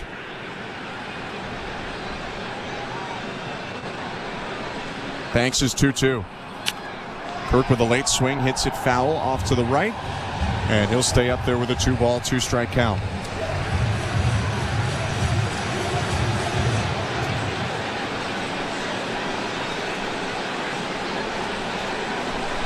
Catcher hasn't struck out a ton this year. 12 walks, 13 Ks. 2-2 pitch, hit back behind him, foul. And again, Kirk spoils a pitch to stay up there. And I made a joke earlier about Carlos Fablis getting hazard pay, but I am getting the willies just watching him with his back to home plate. He is not facing the plate, but he's been in baseball a while. 2-2. Swing and a miss, strike 3. Kirk goes down, and that'll end the bottom of the fourth. The Blue Jays score a pair, just one hit, the Bo Bichette single, but the single and then an error make it 9-0 Toronto after 4. You're listening to Blue Jays Baseball, brought to you by your local family-owned Crown Rust Control Center, streaming at sportsnet.ca and the Sportsnet Radio Network. In the 90s, prom was the bomb. And Prom Radio is back on Sirius XM with all the 90s party anthems, line dances, and cringeworthy slow songs. You're like a dream come true, and I don't want to miss a thing. Prom Radio, now for a limited time on Channel 105 and the all-new Sirius XM app. Fantasy Sports Radio is helping you win your fantasy leagues. Right now on Channel 87. It's a home run for Ronald Acuna. From in-season fantasy baseball management to daily fantasy playoff basketball to reacting to the NFL draft, Fantasy Sports Radio is here to help you dominate. Don't ever take a player that you don't intend to keep all year. Don't do it. It's terrible management. Fantasy Sports Radio, your home for fantasy sports. Channel 87 and on the all-new Sirius XM app. It had been 75 years since Los Angeles had hosted the U.S. Open, but a player whose lone PGA Tour win came 6 weeks prior played the lead role in this movie. Wyndham Clark has played bigger than the biggest names of the game. The 2023 champion would add another win at Pebble 8 months later. Listen to the 124th U.S. Open beginning June 10th on Sirius XM Channel 92 and on the all-new Sirius XM app. Hey, baseball fans, the NBA postseason is in full swing, and your home for nonstop discussion every day and playoff action on the court every night is Sirius XM NBA Radio Channel 86 and on the brand new Sirius XM app. A Sportsnet Radio Network. Welcome back to the fifth inning, brought to you by Desjardins Insurance, helping Canadians through it all. Desjardins Insurance, insurance with a heart so big, it shows. Blue Jays up 9-0 on the White Sox. Chris Bassitt back on the rubber, and his pitch to Martin Maldonado is hit off the handle, a soft liner to first, caught by Guerrero. 1 down. I'm Ben Schulman alongside Chris LaRue. Blue Jays in commanding position in this rubber match right now. 9-0 with 1 out and the bases empty. It's third time through the order for the White Sox. Tommy Pham comes up, trying to improve upon a 1-for-2 day. Here's the pitch. Strike 1. Another thing I noticed about Chris Bassitt and his uniform is not only the socks, he changed his glove. It's that bright red glove. He's been using that camo glove for the last little while. 0-1 pitch. Slow curve at 69, 0-2. Can you see the difference between camo and red? Yeah. Okay. Yeah. Just checking. I got you. 0-2. Swing and a miss. Strike 3. Dropped the breaking ball down and away. Pham went chasing. There are 2 down. And that's Bassitt's first strikeout of the game. I'll tell you what, after that 25-minute delay there for Chris Bassitt, he's looked incredible. Last 4 pitches he's thrown have been his best pitches of the night. This is a stretch to watch because third time through he's struggled this year. First pitch to Nicky Lopez, outside ball 1. Bassitt's allowed a .429 batting average to hitters the third time they see him in a game.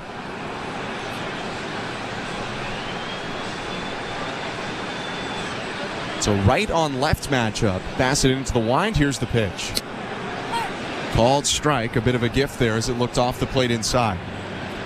Let's take a quick look at the St. Louis Bar and Grill out-of-town scoreboard. Rays were once up 3-0 on the Red Sox. Now it's 8-3 Red Sox over Rays. Boston puts up 5 in the 5th and 3 in the 6th. 1-1 pitch. Called strike 2, and maybe another gift for Bassitt as that one looked a little bit high on the splitter. All of our out-of-town scores, again, brought to you by St. Louis Bar and Grill. 9-0 Blue Jays, the 1-2. Rolled over to second on 2 hops, fielded by Schneider. He'll whiz it to first and end the inning. Chris Bassitt has retired 8 in a row and shut out the White Sox through 5. It's 9-0 Blue Jays, middle of the 5th. You're listening to Blue Jays Baseball, brought to you by your local family-owned Crown Rust Control Center, streaming at sportsnet.ca and the Sportsnet Radio Network. Are you regretting eating that gas station hot dog? Yeah, we know. We've been there too. This is a message for baseball fans like you. Did you know that you get a channel that's talking baseball 24/7 as part of your Sirius XM subscription? What? Our lineup includes shows hosted by former big leaguers and executives. Plus, you'll hear from 17 managers each week. MLB Network Radio is on Sirius XM Channel 89, or just search MLB Network Radio on the SXM app. Sirius XM Sports. We're more than just a game. The NASCAR Cup Series is on Sirius XM. Let's go, man! We're back on the track Sunday, 5 p.m. Eastern. It's the Coca-Cola 600 from Charlotte Motor Speedway. Checker flag, baby. Yeah. On Sirius XM NASCAR Radio Channel 90 in the car and on the all-new Sirius XM app. Yeah. Get closer to everything that moves you wherever you are with the Sirius XM app. Let's make some smoke and drink some beer. Yeah. Blue Jays fans, your manager, John Schneider, joins MLB Network Radio every other Wednesday at 11 a.m. Eastern. Just looking really for, especially the guys at the top, looking for those guys to get rolling and confident that they will. But I think once they do that and once we kind of do that, things will kind of even out the way we hope they would to start the year. Managers at the mic on MLB Network Radio, Sirius XM 89 and the Sirius XM app. The Blue Jays are in flight, leading 3-0. Blue Jays fans, this is Ross Atkins, and you're listening to Blue Jays Baseball on Sirius XM. Sportsnet Radio Network. Bottom of the 5th inning, Kevin Kiermaier leading off for the Blue Jays, who are up 9-0. Left-on-left matchup. Tanner Banks with the first pitch, hit foul. A liner that lands in the 100 level down the left field line. 0-1. I'm Ben Schulman alongside Chris LaRue. Welcome to the Timbermart broadcast booth. Here's the 0-1. Called strike right on the outside edge. Nice pitch from Banks. 0-2.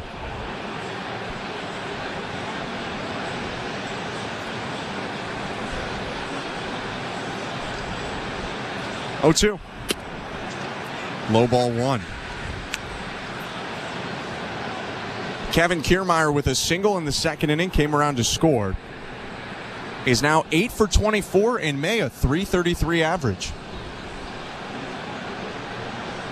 The pitch, swing and a miss, strike 3. Kiermaier down, and Banks has struck out all 3 batters he's faced so far. 2 starters combined, 1 strikeout. It was not a great day for Nick Destrini. His line is as follows: 3 1/3, 7 hits, 9 runs, 8 of them earned, 6 walks, no strikeouts. Isaiah Kiner-Falefa up with 1 out. The pitch, called strike 1. But we knew that coming into this ball game. In his last start in the big leagues, he walked 5 guys. 0-1. Down and away, 1 ball, 1 strike.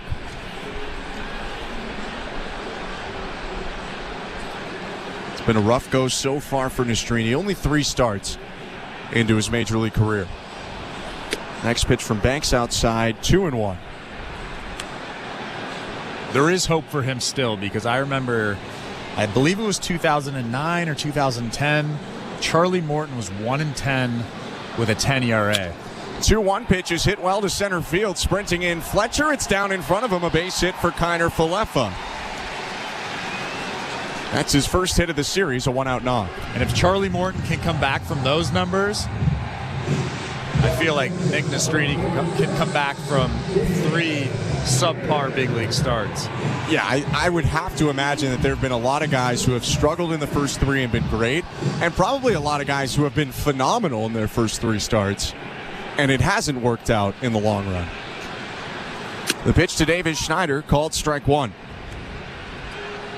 1 out and a runner on first, IKF. 9-0 Blue Jays, bottom of the fifth. The 0-1 to Schneider. Fouled off, 0-2.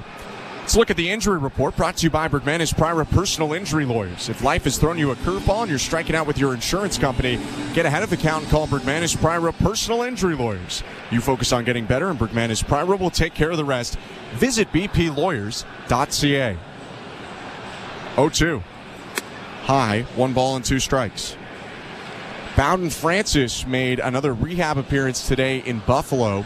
Started the game, went 2 1/3, gave up 3 hits, 3 runs, 2 earned runs, no walks, 1 strikeout. 1-2. Schneider lifts it to right field. Coming in now, sprinting back to Loach, gets under it and makes the catch. In his first major league game, a circuitous route there from the right fielder, but he makes the play, 2 down. Well, as you mentioned earlier, there's something going on with the wind. The wind keeps picking up, and then it dies down. Those flags out there in center field really aren't moving right now, but earlier in that ball game, they were whipping around. DeLoach recovered, though, and now 2 outs. Here's Dalton Varsho, who hasn't been retired today. 2 walks, a 2-run triple, 2 runs scored. The pitch. Down and away, ball 1. For Francis, just to get back to the injury report, John Schneider said, or wouldn't say really, whether he was going to have another rehab appearance or not. He's made 3. 1-0. Varsho takes outside, 2-0. Chad Green was supposed to pitch today, but unfortunately rain cut off the Buffalo Bison's game early, so Green is going to pitch tomorrow. 2-0. Bounce foul, 2-1. And then the other thing, Yariel Rodriguez comes out after a third of an inning yesterday, 16 pitches. Schneider just said he hit his pitch count for the day. There was no mention of any sort of injury or setback there. And with Rodriguez, he said he's feeling good. 2-1. Varsho gets it off the end of the bat, lifts it to shallow left field. Jogging in Benintendi. He'll make the catch and end the inning. A hit for Kiner Falefa, but nothing else. He's left on base, and the Blue Jays lead 9-0 after 5 innings. You're listening to Blue Jays Baseball, brought to you by your local family-owned Crown Rust Control Center, streaming at sportsnet.ca and the Sportsnet Radio Network. We're 2 men and a truck. So, you're moving to a new home, and all that's left to do is to call a mover you know you can trust. Well, naturally, you think 2 men and a truck, since you know they have lots of men and lots of trucks. They'll wrap, pack, and move everything you own. With a 96% referral rating and the professionalism you can trust, the choice is simple. For a free in-home estimate, call today. We're 2 men and a truck. 2 men and a truck, the movers who care. At Crown Rust Control Center, protection runs deep because every Crown Rust Control Center is owned by a local family who cares beyond business. Your Crown Rust Control Center is 100% committed to their product, to you, to their community, which is your community. Protecting you and what matters to you is equally important as protecting your vehicle. Did you know spring's the best time of year to protect your vehicle from rust? For a special spring offer, find your local family-owned Crown Rust Control Center at crown.com. I am by your side. Got a heart so big, on this you can rely. No mountains too tall for the strong boots to climb. I am by your side. That was Desjardins Insurance, playing insurance with a heart so big it shows. Tune in for your auto and home coverage at desjardins.com/heart. Hey, this is Davis Schneider. You're listening to Toronto Blue Jays Baseball on the Sportsnet Radio Network.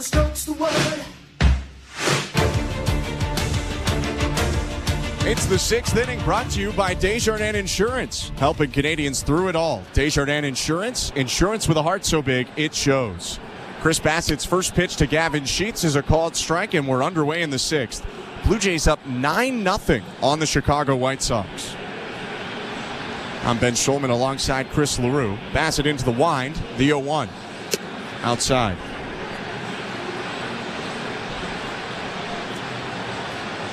Chris Bassitt hasn't allowed a base runner since the third inning when Gavin Sheets, the batter now, reached on an error. 1-1. Swing and a miss. 70-mile-per-hour curveball gets Sheets out in front, 1-2. And he made Sheets look very awkward on that swing, as he did Bryce Harper just a couple of weeks ago.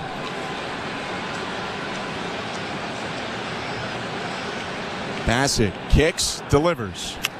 Foul back off the netting. Out in right field, Michael Soroka is getting loose for the Chicago White Sox. Canadian right-hander, it seems, will enter this game for the bottom of the sixth. 1-2. Line shot foul into the netting down the left field line. And I know that everybody says this, but he is truly one of the kindest people I've ever met in baseball. A guy who's gone through a lot in his young career. We'll get to that a little bit more when he comes in. But pretty cool to see him pitching here at Rogers Center, we think, coming up.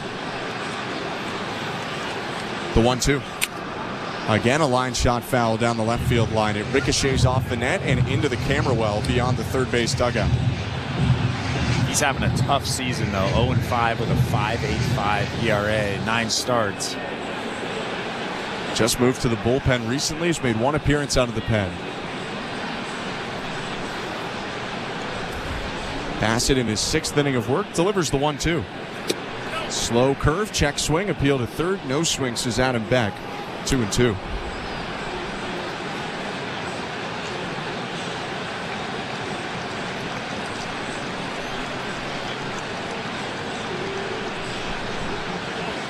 Bassitt delivers to Sheets.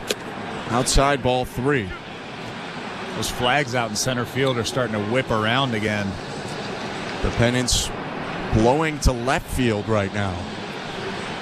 Roof open at Rogers Center on a pretty warm evening in downtown Toronto. 3-2 pitch. Fouled back into the screen. Nice battle by Gavin Sheets. He's seen 9 pitches already. And now 77 pitches for Chris Bassitt. I'd love to see him go 7 here. No outs in the top of the 6th. Nobody on. 9-0 Blue Jays. Bassitt's 3-2. Down and in, ball 4. And I think Chris Bassitt's frustrated with himself, not only for the pitch location, but just the pitch choice. You're up 9-0. It's the 6th inning. It's a 3-2 count. There's no need to be throwing a trick pitch there or something that you can't really throw for a strike. Just throw a good sinker down in the zone, let Gavin Sheets ground out, and if he gets a base hit, you tip your cap and you move on to the next guy. First pitch to Paul DeYoung, hooked on the ground at third, picked up by IKF. Throw to second for 1. Schneider to Guerrero, double play. 5-4-3, the Blue Jays turn it, and they erase that walk immediately. Just like I wrote it up. So 2 down now, nobody on, and Andrew Benintendi coming up. We mentioned Michael Soroka getting loose on the St. Louis Bar and Grill out-of-town scoreboard. His former rotation mate, Max Fried, has thrown 5 perfect innings right now at Wrigley Field. The Braves up 2-0 on the Cubs. The pitch to Benintendi. Inside, ball 1. Our out-of-town scores brought to you by St. Louis Bar and Grill. Is there a cooler place to throw a potential perfect game? I don't think so. I mean, it's Wrigley or Fenway, I guess.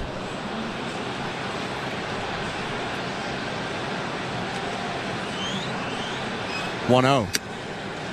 Called strike. I guess some might say Dodger Stadium. Although that might, I might be an outlier saying that. No, I think if you pulled 100 guys, if you Family Feuded it, there might be a Rogers Center. It would be there. Well, that might be like a Blue Jays players vote. 1-1. High, 2-1. Yeah, I think Dodger would make it. Maybe San Francisco would make it as well, or PNC Park in Pittsburgh. Yeah, but I think you're right. Wrigley Field, Fenway Park, those are the top 2. The 2-1. Popped up beyond third. IKF jogging into foul territory, reaches up and makes the catch to end the inning. A walk, a ground ball into a double play, and a pop-up. Bassitt faces the minimum in the 6th. 9-0 Blue Jays over White Sox, middle of the 6th, and Michael Soroka, the Canadian, will pitch next for Chicago. You're listening to Blue Jays Baseball, brought to you by your local family-owned Crown Rust Control Center, streaming at sportsnet.ca and the Sportsnet Radio Network. Up front tonight, the breaking news. Get closer to what's happening right now with the Sirius XM news channels. Campuses across the country, we have seen marches. From cable news to business. And so the markets need to be prepared for that and the volatility. And international. Tensions are running high as Russian and American troops share the same. The Sirius XM news channels, starting at channel 112 and on the new Sirius XM app. The South Carolina Gamecocks are on top of the women's college basketball world yet again. Perfection for South Carolina. 38 games, 38 wins. We're reacting to the perfect season and talking to the biggest names right here on Channel 374. Congratulations, Coach Saley. What does this particular title mean to you? This title is pretty special because it was unexpected. Keep it locked into SiriusXM SEC Radio as we continue to break it all down and celebrate the Gamecocks' third national title. You love listening to baseball. You love talking about baseball. You love yelling at your buddies about baseball because they love baseball, and so do we. That's why SiriusXM has the only channel on the radio dedicated to baseball 24/7. It's MLB Network Radio, SiriusXM Channel 89. News, opinions, passionate baseball talk from former players and GMs, plus interviews with players, managers, and executives, and much, much, much more. If you can hear me right now, you've got MLB Network Radio, SiriusXM Channel 89, and on the SiriusXM app. Fantasy Sports Radio is helping you win whichever fantasy sport you play. Right now on Channel 87 and on the all-new Sirius XM app. Radio Network. Bottom of the 6th at Rogers Center. 9-0 Blue Jays over White Sox. Tanner Banks still in the game for Chicago. The first pitch is outside to Vladimir Guerrero Jr., 1-0. The bullpen door had opened. Michael Soroka is warm in right field, but he did not end up coming out on the field. 1-0. Down and away. 2 balls and no strikes. Well, the White Sox want a left-handed pitcher to face Vlad. Very unusual. Yeah. 2-0. Swing and a miss. Vladdy swinging out of his shoes there. Stumbles over the plate. It's 2-1.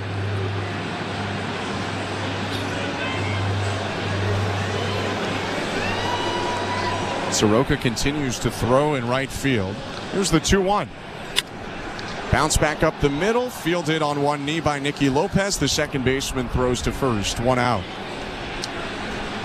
Welcome to the Timbermart broadcast booth. I'm Ben Schulman alongside Chris LaRue. Show Ali, our host and producer today. Stephen Coyle and Austin Mackey, our technical directors.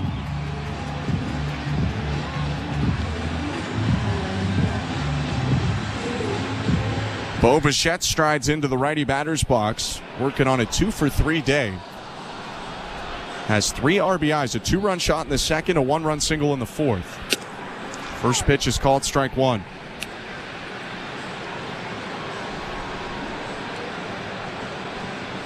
Banks, the lefty for the White Sox, in his 3rd inning of work. His 0-1. Bo hits it on the ground, foul down the right field line, 0-2. I am really confused as to why Michael Soroka is just getting hot out there. There's 3 righties coming up. It just makes 0 sense to me. Banks is 0-2. Bichette rolls it foul again. Unless the only thing that I can think of is he's used to being a starter, so it takes him longer to get loose. So it looks like he's ready for this inning, but really he's not. It's a fair point. Were Soroka to come in, it would be just his 2nd relief appearance of the season.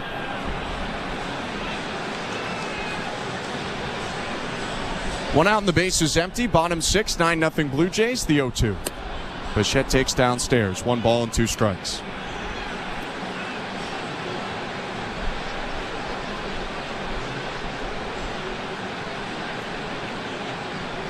Justin Turner waiting on deck. Banks reaches back, releases. And Bichette swings and misses. Strike 3. Chase the back foot slider, and there are 2 down. Gear up during City Connect Week by coming early to the ballpark Wednesday, June 5th, when the Blue Jays take on the Baltimore Orioles. The first 15,000 fans will get an exclusive Blue Jays City Connect backpack giveaway. Get your tickets at bluejays.com/cityweek. Pedro Grifol out of the White Sox dugout. He'll take the ball from Tanner Banks and call on Michael Soroka with 2 outs and the bases empty. The Canadian about to pitch for Chicago. First, though, let's go to baseball control. Here's Show Ali. Thank you very much, Ben. And before we check the St. Louis Bar and Grill out-of-town scoreboard, don't forget we do have Jays Talk this evening. Blair and Barker have you covered all week long. They will take your calls after this one is in the books. Blair is down at the Rogers Center. He will throw out the numbers to call after the final out. You guys know the drill. And don't forget, for the B&B fans out there, they are now permanently 4 to 6 Eastern for the rest of the year on both TV and radio. So be sure to keep that in mind when looking to hair the guys. All right, let's check out that St. Louis Bar and Grill out-of-town scoreboard. Update from Game 1 of the Eastern Conference Finals. Panthers-Rangers happening at Madison Square Garden. Matthew Tkachuk scoring the game's opener. Panthers lead 1-0. You can watch that game on Sportsnet and the CBC. Tomorrow it'll be Game 1 of the Western Finals. The Oilers taking on the Stars in Dallas. Game 1 will be tomorrow night, 8:30 Eastern, 5:30 Pacific. Also on Sportsnet and the CBC. Some head coaching news in the National Hockey League as well. Sheldon Keefe hired as the new bench boss for the New Jersey Devils. And some awards news. The Jack Adams winner being announced tonight. Vancouver's Rick Tocchet winning the Coach of the Year award. His first time receiving the award. The third winner in Canucks history. He takes 82 of 114 possible first place votes. A landslide win for the Scarborough, Ontario native. And in the NBA, the conference finals also set and underway. Tonight we have Mavericks at Timberwolves Game 1 in the Western Conference Finals. Right now it is Dallas leading Minnesota 21-22 in 22-21, I should say. That would be weird if it was the other way around. 22-21 in the first quarter. Blue Jays baseball is brought to you by Crown Rust Protection. Back to the Rogers Center. Here's Ben and Chris. Thank you, Show. 2 outs, nobody on. Bottom of the 6th inning, Michael Soroka from Calgary, Alberta on the mound. His pitch to Justin Turner. Outside, ball 1. Soroka from Bishop Carroll High School in Calgary in his first year with the White Sox. Here's 1-0. Outside, ball 2. Right-hander making his 10th appearance, or making 11th of the season. Second time out of the bullpen. 2-0. Downstairs, ball 3. For Soroka, his first relief appearance went very well in 4 innings against the Yankees. He did not allow a run on the 18th.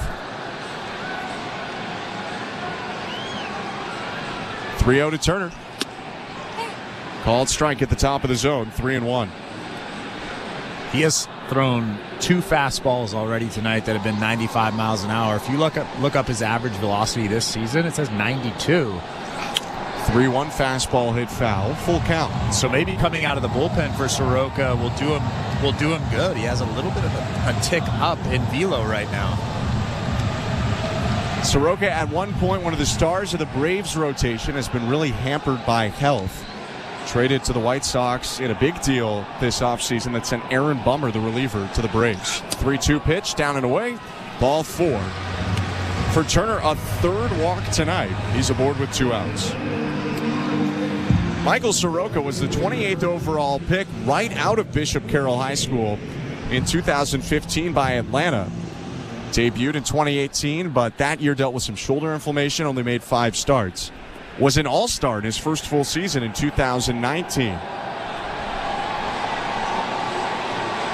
His pitch to Kevin Biggio. Inside, ball 1. Finished 6th in Cy Young voting that year and 2nd in Rookie of the Year, losing to the 53-homer season of Pete Alonso. In 2020, Soroka would become the youngest ever opening day starter in Braves history. 1-0. Lined up the middle, headed toward right center field, sinking and down for a base hit.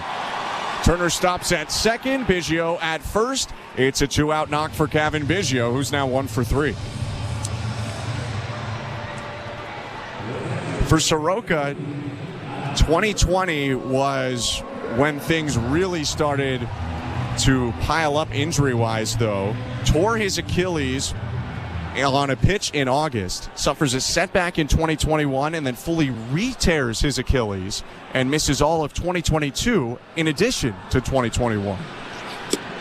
First pitch to Alejandro Kirk is called, strike one. Returned in 2023 and was promoted in early May. Made a start over 1,000 days after his last start, but went up and down and hit the IL late in the year with right forearm inflammation. 0-1. Low, 1 ball, 1 strike.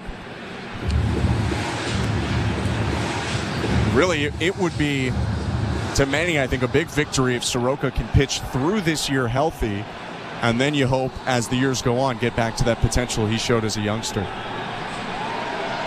1-1. Foul tipped into the glove, 1-2. Well, I think the biggest thing for me is, number one, he's healthy.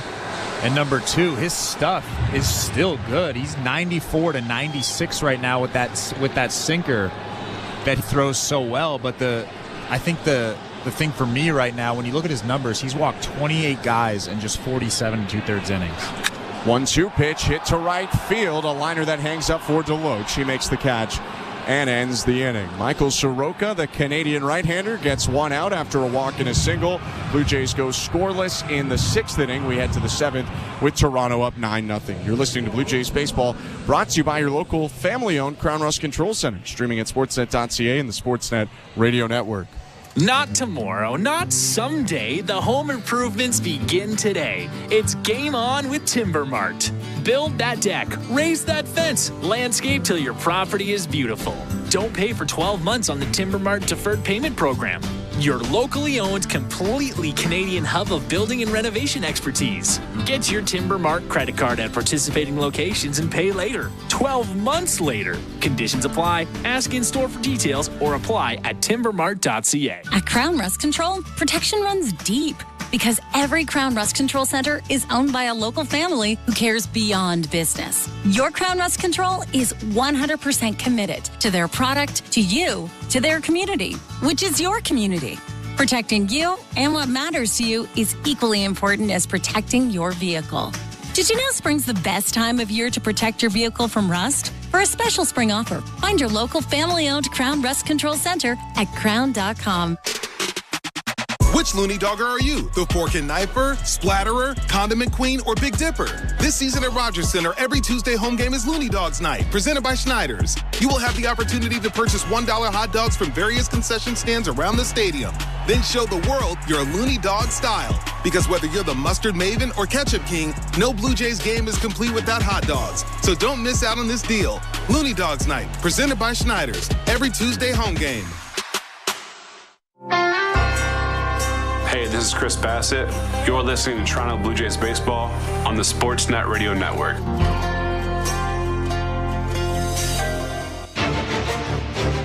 Chris Bassitt still on the mound for the Blue Jays as we get underway in the 7th inning at Rogers Center. Appreciate you spending your Wednesday night with us. I'm Ben Schulman alongside Chris LaRue. Blue Jays up 9-0 on the White Sox. Bassitt hasn't given up a hit since the 3rd inning, and he gets 6, 7, 8 in the White Sox order here in the 7th with Dominic Fletcher leading off. Bassitt winds. Here's the pitch. Called strike one. Blue Jays right-hander on 84 pitches after that strike. No one up in the Toronto pen. The 0-1. Called strike two. Well, if he has a quick one here, he could probably go back out for another inning. Seen Bassitt go into the 110s in pitches this year. 0-2. Line foul off to the left. The Jays do have 7 straight games after this one, so it would be smart of them to kind of save the bullpen. Bassitt can go deep. He was one of 4 guys in the American League to throw 200 innings last year, including the Blue Jays' only complete game last year. 0-2 outside, 1 ball and 2 strikes.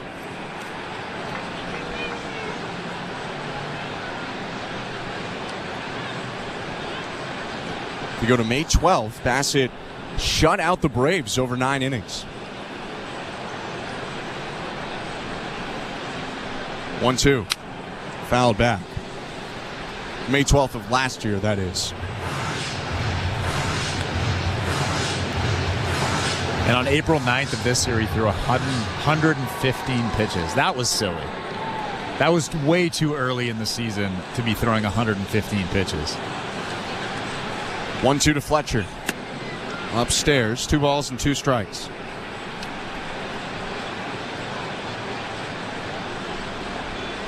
Bassitt adjusts his pant legs and steps back on the rubber. Goes to his right hip to the pitch calm. Deep breath, a shrug of the shoulders, and the 2-2.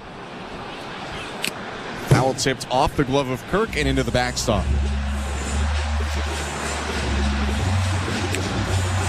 We're in the 7th inning, which is brought to you by Desjardins Insurance, helping Canadians through it all. Desjardins Insurance. Insurance with a heart so big, it shows. 2-2. Missed outside with the breaking ball. Full count.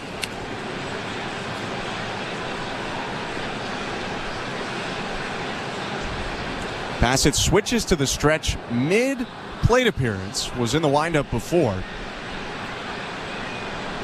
Here's the 3-2. Called strike 3, a fastball on the inside edge. Fletcher didn't love it, but that's Bassitt's second strikeout of the day and a first out here in the 7th. Well, again, he missed his spot by a lot there. Kirk was set up on the outside part of the plate, but they throw that front hip sinker that just gets to the black on the inside part of the plate, and that inside pitch is so effective if he can just locate it. First pitch to Zach Remillard is high, 1-0. That's what Bassitt has done to neutralize lefties at a much higher rate in May than he did in April. Remillard, a right-handed hitter at the plate right now. 1 out and the base is empty. 9-0 Toronto, top of the 7th. 1-0 pitch. Breaking ball in there, 1-1. In May, left-handed hitters came into this game batting 129 against Chris Bassitt. They were batting 389 in March and April. 1-1. Called strike 2. Yeah, March and April is when he really couldn't get that baseball in there at all. You could see him just grinding through those pitches. The 1-2. High, 2 balls, 2 strikes. He would throw that sinker, at least try to throw that sinker front hip to a lefty, and it would just leak back over the middle of the plate. And I mean, it's basically a gift to a left-handed hitter. Bassitt in the wind. Here's the pitch.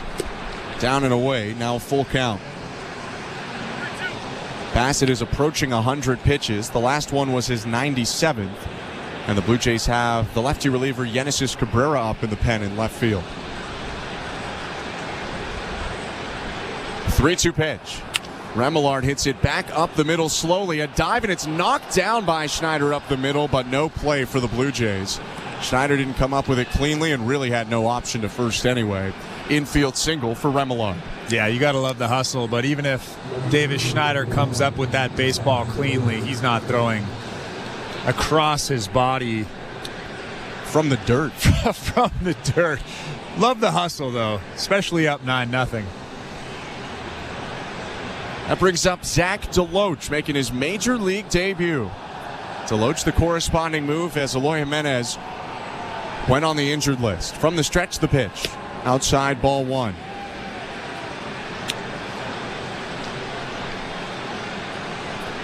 DeLoach is 0 for 2. Fly out to left and a comebacker.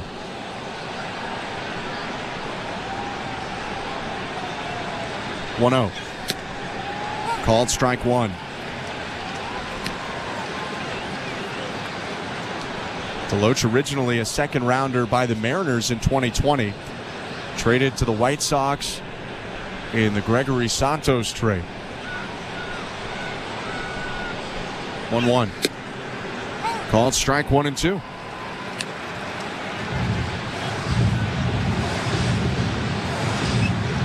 Last pitch was Bassitt's 101st of the day. Runner on first, Zach Remillard. Blue Jays not holding him on, up 9-0 in the top of the 7th.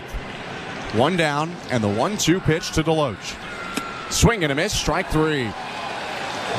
Got him to chase the high cutter, and there are 2 down. And right before Bassitt threw that pitch, you could see Deloach talking to himself, mumbling something, probably telling himself to calm down, don't let the moment get too big, don't try to hit a home run, just hit that ball up the middle. And he swings at a pitch 2 feet out of the zone. It's tough. First game against Bassitt is a tough matchup. Martin Maldonado takes a pitch outside. Ball 1 with 2 outs and a runner on first. 9-0 Blue Jays. The former Astro hitting. Let's go to the St. Louis Bar and Grill out-of-town scoreboard. Max Fried's perfect game bid is over. Next pitch is high, 2-0. Ian Happ led off the 6th inning with a double to center field. Fried's Braves still up 4-1 on the Chicago Cubs at Wrigley on the St. Louis Bar and Grill out-of-town scoreboard. 9-0 Toronto in Toronto. Blue Jays trying to get back to the bats with 2 outs and a runner on first, top of the 7th. 2-0 to Maldonado, swing and a miss, 2-1. You can't be that upset if it's only the 6th inning and you're giving up the perfect game. Yeah, I can understand the 7th, 8th, maybe. The 7th, I think, is when it starts to get real. 2-1. Called strike 2-2.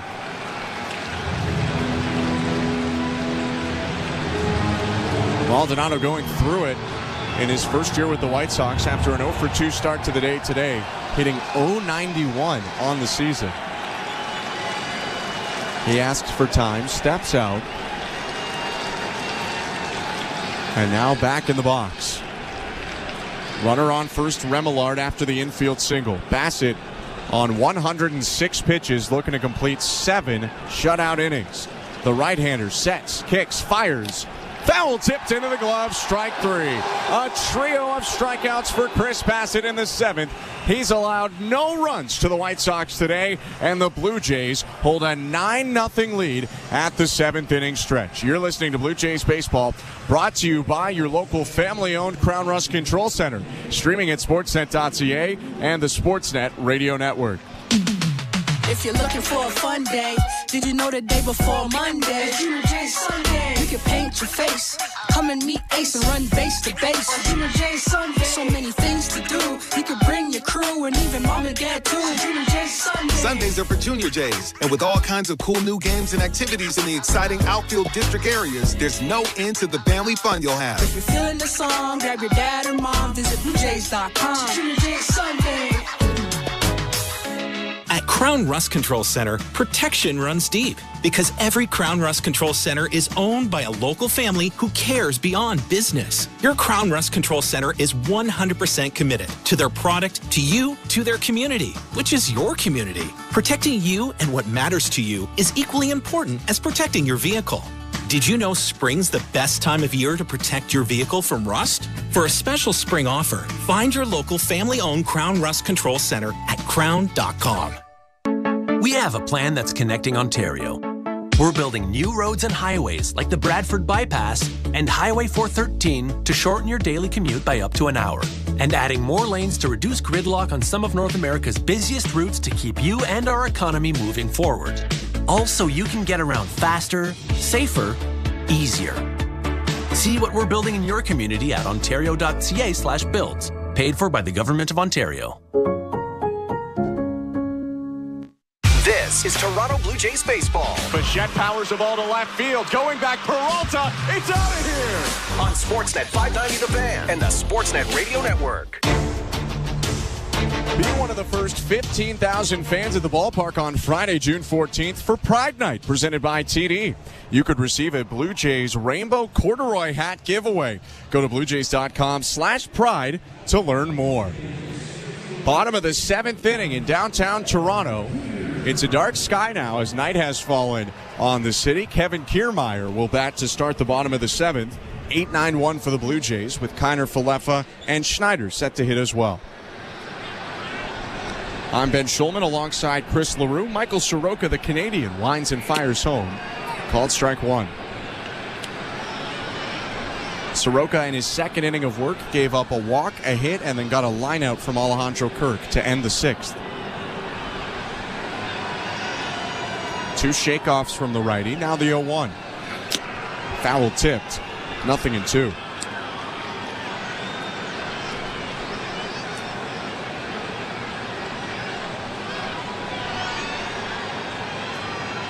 Oh-2 offering. Fouled off the glove of Maldonado. Tried to squeeze it but couldn't. Still no balls, 2 strikes.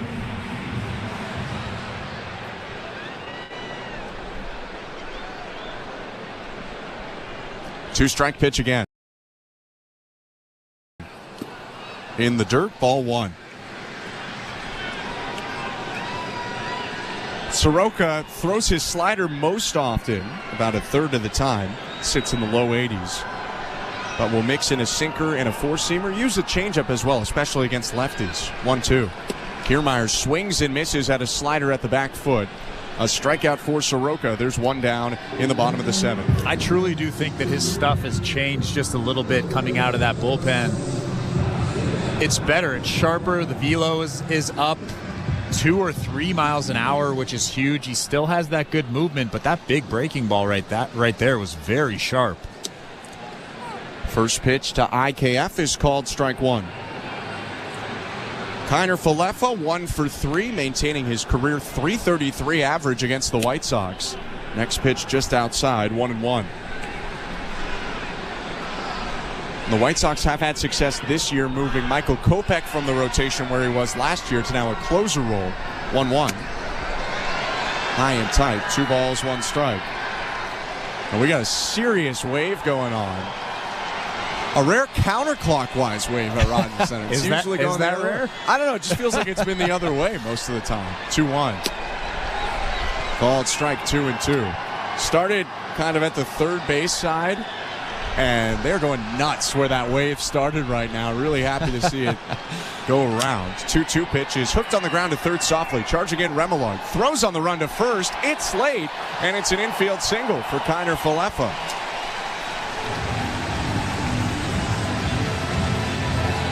Would you say that your favorite thing of the 2024 season so far is a good wave, a good counterclockwise wave, or Davis Schneider's mustache? Davis Schneider's mustache. Never mind. That was an easy answer. Yeah. I like his mustache and all the other mustaches that have popped up. We've got to see a Kevin Gausman mustache, Chris Bassitt, Danny Jansen. First pitch to Davis Schneider. Outside, ball 1. 1 out, runner on first, 9-0 Blue Jays, bottom of the 7th. I believe Danny Jansen is letting his grow so that he can curl the outside of it, which is that's incredible. Which is kind of gross. Oh, I like it. 1-0. High, ball 2.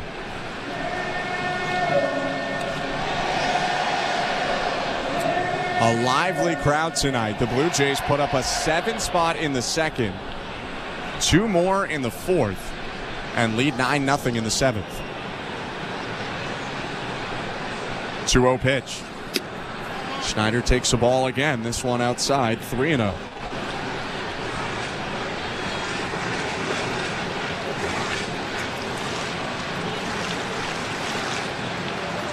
Soroka peeks at first. No hold on the runner Kiermaier with the big White Sox deficit. 3-0. Called strike. 3-1. And the runner's Kiner Falefa, not Kiermaier.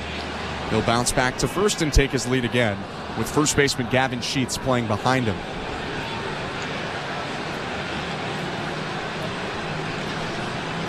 Soroka's 3-1. Late swing and a foul back into the netting, 3-2. Peeking into the Blue Jays dugout, it appears that there might be a change coming up for the 8th inning. Bo Bichette has put on his sweatshirt and Ernie Clement has taken his off. Don't know anything other than that. 1 out, full count, bottom of the 7th, the pitch. Outside, ball 4. Soroka walks Schneider up to second. Kiner Falefa with 1 out. Yeah, and that's been Soroka's issue all season long. Like we said, 28 walks in almost 45 innings. That's not a good ratio. You could hear him frustrated after that ball, but in a game like this, when you're down 9-0, just throw strikes. And he is probably trying to just throw strikes, but it's hard for him right now. Here's the pitch to Dalton Varsho. Swing and a miss, strike one. Schneider on first, Kiner Falefa on second, and one out in the bottom of the seventh.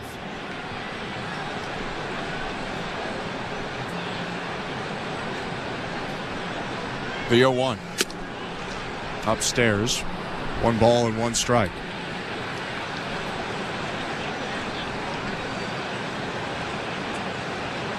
It's cooled off a little bit now in downtown Toronto.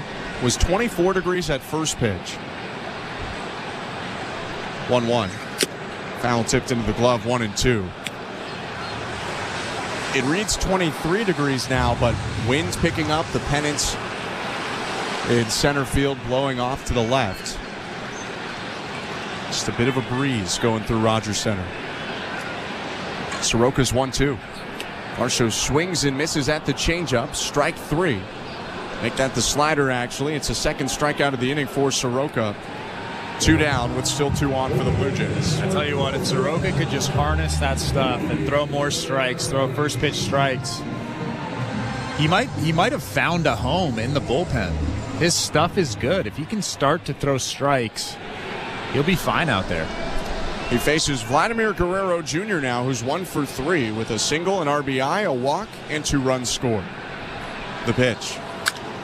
Vlad hits it in the air to right center field, not super deep. The center fielder Fletcher making the call, catches it just in front of the track, and ends the inning. A walk and a hit for the Blue Jays, no runs, 2 left on, and we'll go to the 8th. It's 9-0 Toronto. You're listening to Blue Jays Baseball, brought to you by your local family-owned Crown Rust Control Center, streaming at sportsnet.ca and the Sportsnet Radio Network. The conference finals are here. It is over. The Rangers win and advance to the Final Four. And the place to hear your NBA and NHL hometown announcers is the Sirius XM app. The Boston Celtics are going to the Eastern Conference Finals. When the games mean the most, you want that local perspective. An epic best-of-7 battle. Syncing your hometown announcers to the action is easier than ever. Listen at home on your smart speaker or phone with the all-new Sirius XM app. Are you kidding me? Are you regretting eating that gas station hot dog? Yeah, we know. We've been there too.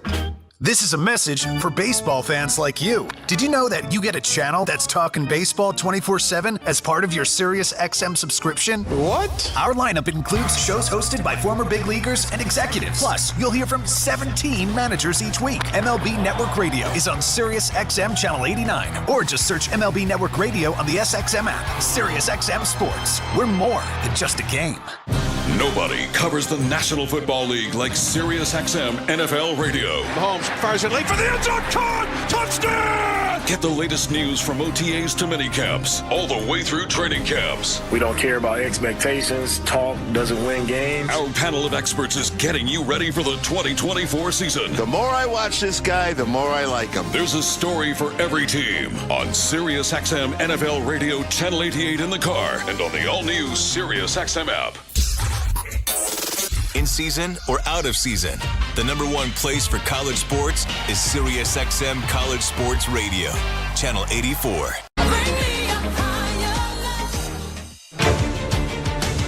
There's nothing quite like a day or an evening at Rogers Center. Make your Blue Jays experience better with the newly renovated Lower Bowl. From new drink rails to seats closer to the action, there's something for everyone. Go to bluejays.com/ticket packs.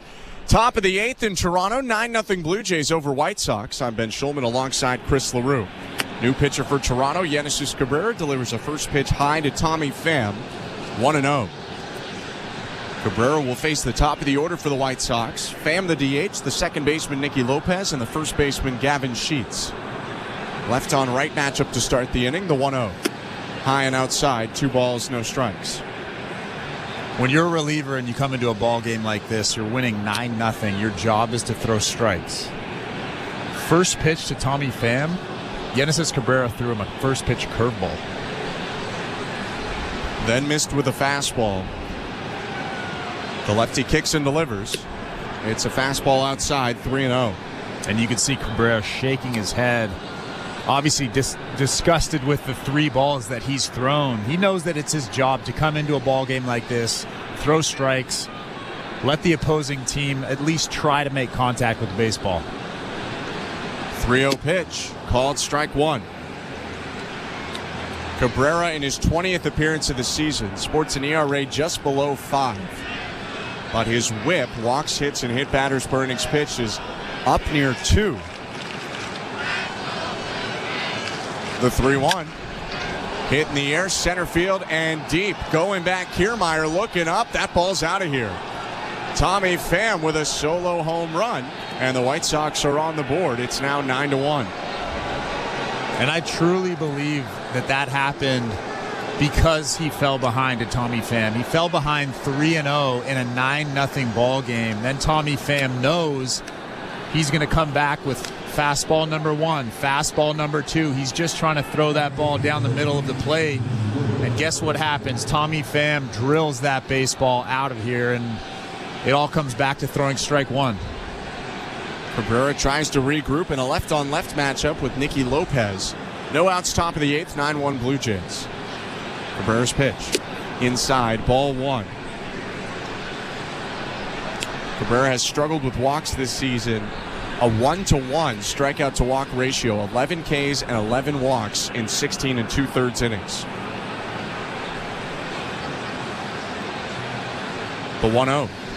Check swing. Pitch was just inside. Appeal down to third. No swing, so it's 2-0. In Cabrera's last 5 1/3 inning, he's walked 6 guys, but he's only given up 1 run, so that tells me that he's gotten a little bit lucky. 2-0 pitch. Called strike, 2-1. Cabrera's entrance spells the end of the day for Chris Bassitt, who was phenomenal today. 7 scoreless innings for the Blue Jays right-handed starter. 2-1 pitch. Bounce to the left side. New third baseman Ernie Clement picks it up, throws high to first over the head of Guerrero, and it bounces out of play. Clement just entered the game for Bo Bichette, sliding IKF to short. And the first throw he uncorks is wild. So that'll be a 2-base error as Lopez will end up on second. Well, I think Ernie Clement was worried about Nicky Lopez busting it out of the box. He could see Nicky Lopez running hard down the line, and he tried to rush it, kind of threw it off his back leg and got underneath it, and that thing was nowhere near Vlad. Tough luck there for Cabrera, who looked like he had an out after the homer. Now a runner in scoring position. It's Lopez on second with nobody out. Gavin Sheets up. Cabrera's pitch. Outside, ball 1. 9-1 Blue Jays, top of the 8th. Just to finish up the line on Bassitt. 7 innings, 5 hits, no runs, 2 walks, and 4 strikeouts.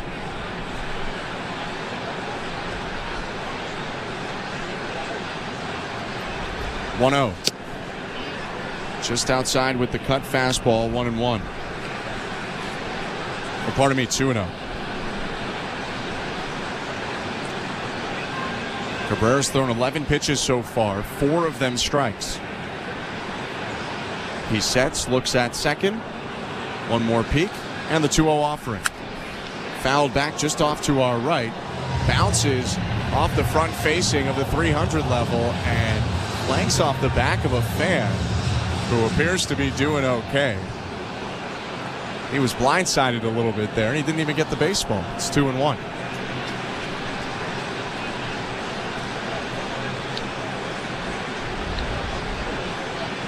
Cabrera's next pitch. Lifted to right field. Going back, Biggio, circling in front of the track, makes the catch. Lopez tags from second, jogs into third. Cabrera gets his first out, but now a runner 90 feet away from scoring. That foul ball that just happened, it clanked off the facing of our booth, went flying back down to that premium section over there, hit off somebody's back, and then the guy in front of him just caught it on the fly. Didn't give it to him. I know. And he turned around. And I'm pretty sure was laughing at the guy behind him. Here's Paul DeYoung with 1 out and a runner on third. 9-1 Blue Jays, top of the 8th. The pitch. Swing and a miss, strike 1.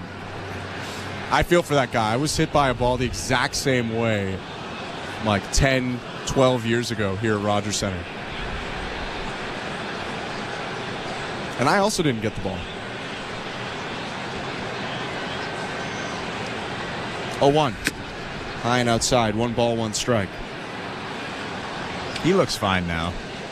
But the guy, he gave the thumbs up.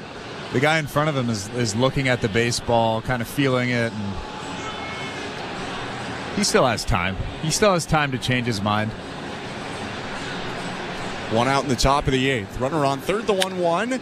DeYoung strokes it on a line out to left field. Caught by Varsho. Lopez will tag. Here comes the throw from Varsho to the plate. It bounces in late. That's a sacrifice fly for Paul DeYoung. And now it's 9-2 Blue Jays in the top of the 8th.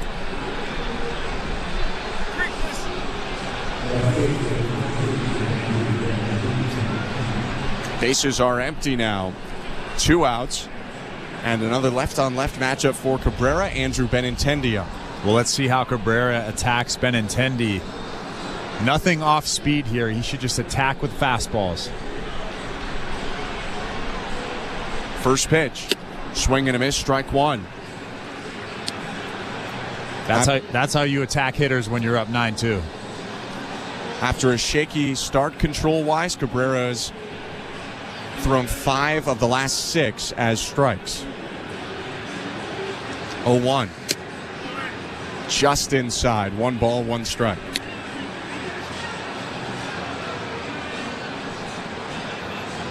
Benintendi 0 for 3 today, 0 for 7 in the series. A 187 hitter. The 1-1. Swing and a miss. Got him to chase the slow breaking ball down and away. And it's 1-2.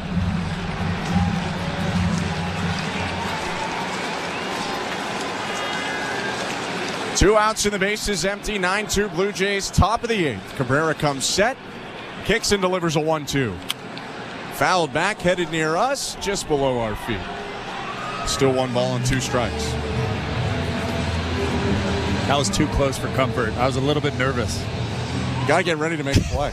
I was not ready to make a play.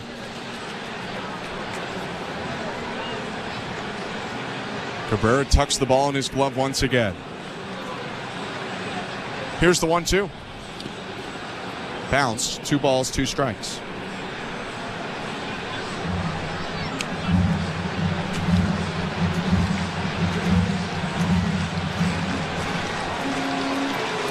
"21 pitches thrown this inning by Yenesis Cabrera. No one up in the pen. The Blue Jays are looking for him to finish off the 8th. 2-2. Lined to the left and foul.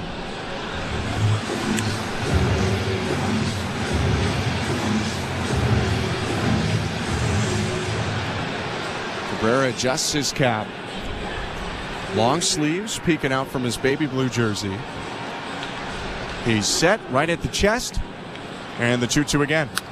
Fouled back into the netting. Four-seamer at 96, but Benintendi all over it.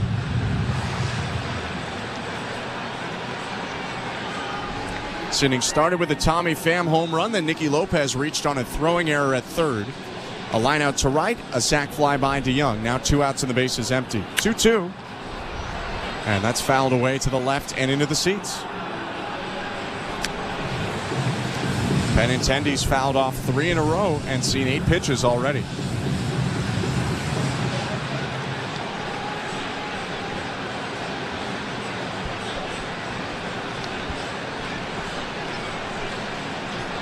Another left-on-left pitch. Rolled over to first, backhanded by Guerrero. Flips back to Cabrera, who beats Benintendi to the bag and ends the inning. The White Sox get 2 runs, the Tommy Pham homer and the Paul DeYoung sac fly, but the Blue Jays up 9-2 still, middle of the 8th. You're listening to Blue Jays Baseball, brought to you by your local family-owned Crown Rust Control Center, streaming at sportsnet.ca and the Sportsnet Radio Network. We're 2 men in a truck, the movers who care. You never know when cardiac arrest can happen.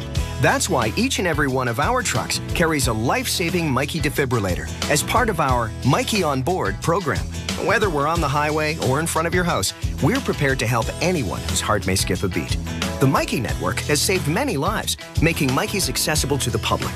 And now they're on board our trucks. We're 2 men in a truck. 2 men and a truck, the movers who care.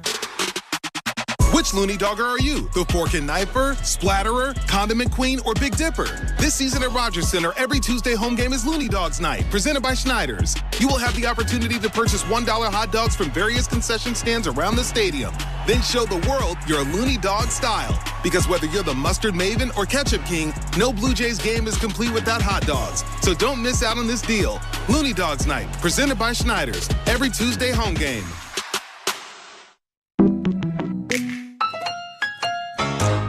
I am by your side. Got a heart so big, on this you can rely. No mountains too tall for the strong boots to climb. I am by your side. That was Desjardins Insurance, playing insurance with a heart so big it shows. Tune in for your auto and home coverage at desjardins.com/heart.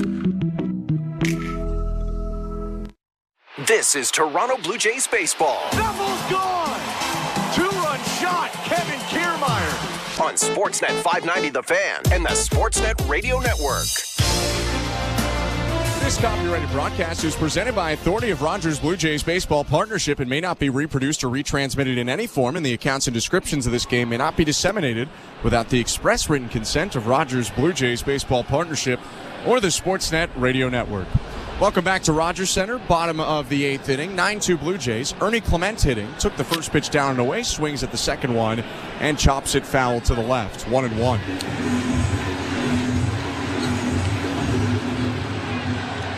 Clement batting in the spot of Bo Bichette here in the 8th inning. Came in defensively in the top of the 8th at third. 1-1. Swing and a fly ball sent out to right. Deloach starts back, stops, comes in, and makes the catch. 1 out.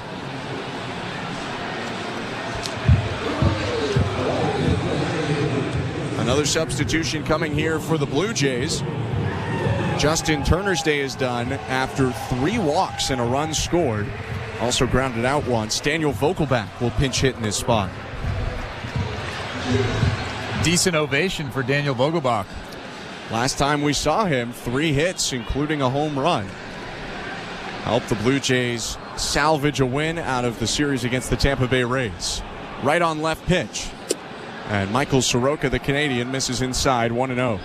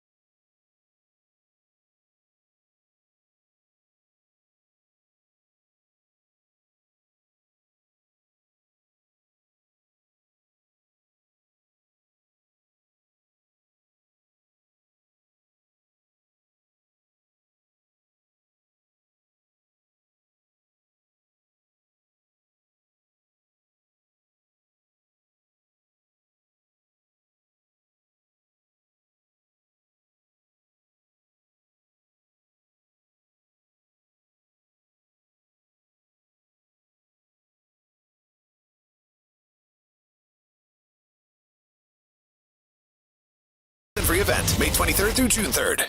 Each night after the horn sounds, NBA Radio has you covered with the best analysis of all the games. When healthy, they check a lot of boxes. We'll break down the playoff action. Tatum saw it coming, picked it off, drives in, and throws it down with 2 hands. And take you inside the locker room to hear from the players and coaches. It seemed like we had a lot of guys that were getting banged up, but we were able to get the job done. Hear the NBA Radio Playoffs Postgame Show every night throughout the postseason on NBA Radio Channel 86 and the all-new SiriusXM app.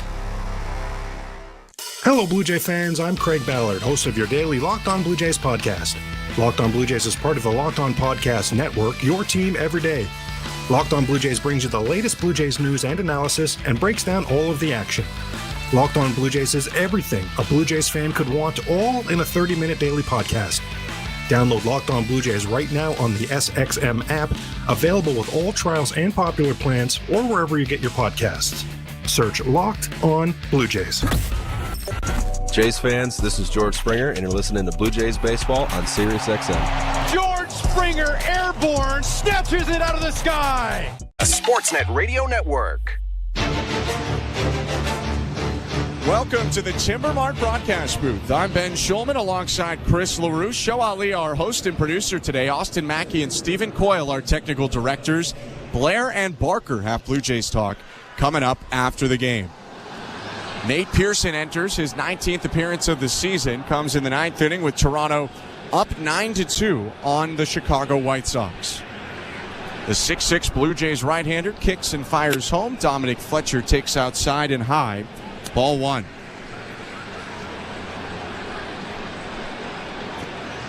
ERA at 6 for Pearson. Here's 1-0. Called strike at 97. And it's 1-1. This is a big outing for Nate Pearson, not because of the score. The Blue Jays are winning 9-2. 1-1. Called strike 2. But for his confidence. In his last game, he gave up 3 hits, 2 earned runs, and walked a guy and didn't retire a batter. Nate Pearson is a guy that needs to have confidence in himself to have success. 1-2 pitch hit foul headed toward Chris. It just misses the booth. That was a close one, Chris. That was the closest one of the season. Yeah, that's for sure. If that's 2 feet higher, you're going to the dentist tomorrow. Or maybe I'm catching it. Maybe. 1-2. Outside 2-2. You speak of confidence. You don't seem very confident every time a ball's hit here. I have zero confidence. With a glove on, sure, but I don't have a glove on. It's going to happen once. I should bring a glove. 2-2. Called strike 3. Throws him on the curveball, 1 down. And that curveball right there is a pitch that we haven't seen in high leverage situations. When you're a guy with the stuff of Nate Pearson, you have to have confidence in your stuff, and I don't think he does, especially in high leverage situations. He kind of second guesses certain pitches, certain locations, and most importantly, he tries to do too much. First pitch to Zach Remillard is a slider for strike 1, and you can see it's not an easy ball game for Nate Pearson, but it's a lower leverage ball game for Nate Pearson, and he's just filling up the strike zone. He's thrown 5 strikes in 7 pitches. 0-1 slider is in there, 0-2. Make it 6 strikes in 8 pitches for the 6'6 right-hander. 1 out and the base is empty. Pearson rocks back, delivers. Missed inside with the curve. Blue Jays got in control of this game very early on. Bottom of the 2nd inning, Toronto scored 7 runs, all with 2 outs. 1-2. Swing and a miss, strike 3. Chase the slider down and away. Pearson has struck out 2 in a row, and now the White Sox down to their final out. Just nasty stuff, and that's why he's so frustrating, not only to me, but he's frustrating to I'm sure, John Schneider and Pete Walker, because this is what they could have. But he can't put it together in those high leverage situations when guys get on base, potential stolen bases. It's just frustrating overall. First pitch to Zach DeLoach is hit foul. A 98-mile-per-hour fastball sent into the seats. 0-1. Well, marquee appearance for Pearson this year came in a similar situation. Blue Jays were up 5-0 on the Rockies. Second one is called, strike 0-2. And in the ninth inning, he struck out the side, got Elias Diaz, Nolan Jones, and Brenton Doyle. Pearson, 1 strike away from doing the same again today. 9-2 Blue Jays, 2 outs, 2 strikes, the pitch. Bounced it, 1 ball and 2 strikes.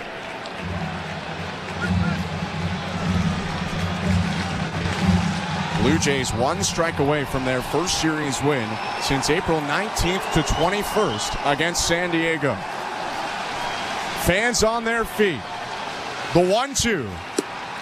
Fastball low at 101. Just missed the zone, and it's 2-2.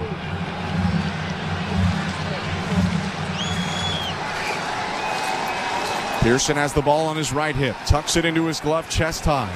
Kicks. Fires. And skipped it to the backstop. 3 balls and 2 strikes.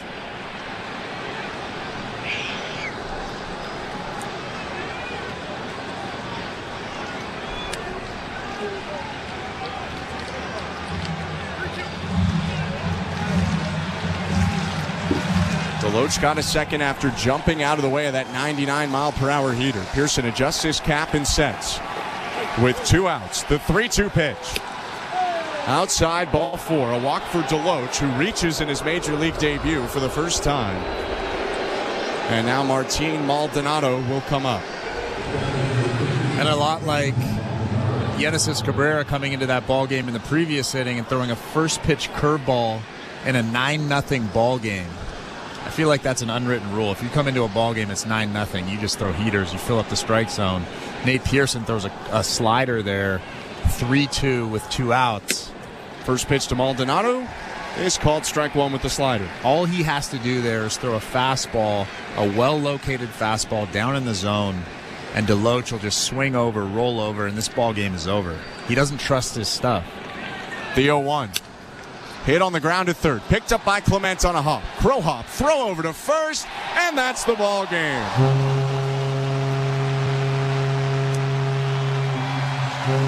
The Blue Jays offense dominates early with a 7-run second. And Chris Bassitt dominates throughout with 7 scoreless innings. Toronto takes the game 9-2 and wins their first series in over a month. Well, the most important part of this ball game was when the Blue Jays scored 7 runs in 1 inning. But that wasn't the story in that inning. It was the fact that they scored 7 runs with 2 outs. 4 guys came up with huge knocks with 2 outs, something the Blue Jays haven't done much this season. Maybe they're turning a corner, Ben.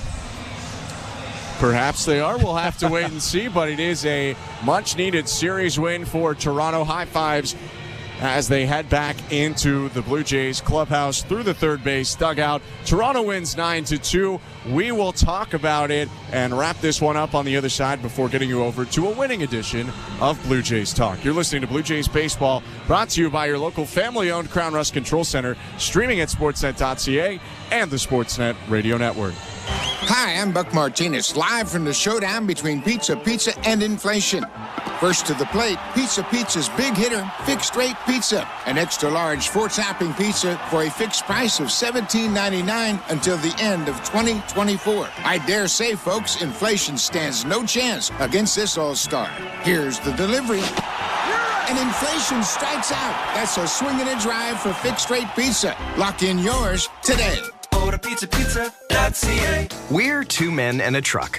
So, you're moving to a new home, and all that's left to do is to call a mover you know you can trust. Well, naturally, you think 2 men and a truck, since you know they have lots of men and lots of trucks. They'll wrap, pack, and move everything you own. With a 96% referral rating and the professionalism you can trust, the choice is simple. For a free in-home estimate, call today. We're 2 men and a truck. 2 men and a truck, the movers who care. At Crown Rust Control, protection runs deep because every Crown Rust Control Center is owned by a local family who cares beyond business. Your Crown Rust Control is 100% committed to their product, to you, to their community, which is your community. Protecting you and what matters to you is equally important as protecting your vehicle. Did you know spring's the best time of year to protect your vehicle from rust? For a special spring offer, find your local family-owned Crown Rust Control Center at crown.com. Bring excitement to your landscape with Proven Winners Color Choice shrubs. These flowering shrubs and evergreens have been trialed and tested by experts to make sure they look better and bloom better. So they're just as easy to care for as what's in your landscape now, but a whole lot more colorful and interesting. Look for Proven Winners Color Choice shrubs in the distinctive white container at your local garden center or learn more at ProvenWinnersColorChoice.com. This is Toronto Blue Jays baseball. In time! What a play, Bo Bichette! On Sportsnet 590 The Fan and the Sportsnet Radio Network.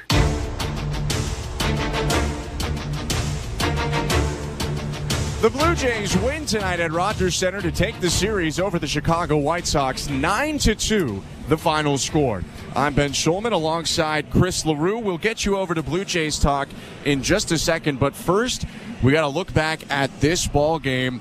Chris Bassitt got the start today, Chris, and he was as good as he's been all year. 7 innings, 5 hits, no earned runs, 2 walks, and 4 strikeouts. What did you like about Bassitt's start today? Well, I think the biggest thing is that he had command of that sinker, and we saw early on his first few pitches of the game were 94, 95, a ton of sink, and he kind of just fed off of that. Even that really slow breaking ball that he's been throwing a lot more to left-handed hitters, that was an effective pitch today, but this is a team that you have to beat. You have to go out, you have to pitch well, and you have to take 2 of 3. I know that everybody wanted to sweep this team, but in Major League Baseball, it's very hard to sweep a team, regardless of what their record is.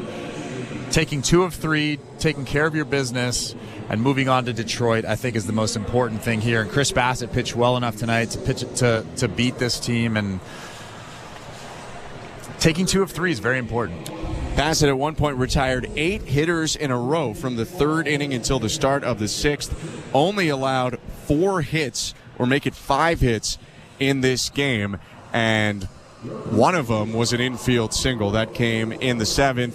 Bassitt did get to pitch with a cushion pretty much all day, and that was thanks to the Blue Jays bats in the 2nd inning. Toronto went nuts in that inning. A leadoff walk from Turner, a single from Kirk, and then a single from Kiermaier. There were 2 outs with the bases loaded. Davis Schneider comes through with a 2-run single. Dalton Varsho hooks a triple into the right field corner. Vladimir Guerrero Jr. singles in Varsho, and then Bo Bichette came up, and with Toronto already up 5-0, delivered today's play of the game. The 1-2. Swing and a fly ball deep center field. Fletcher going back at the track, at the wall. It's gone.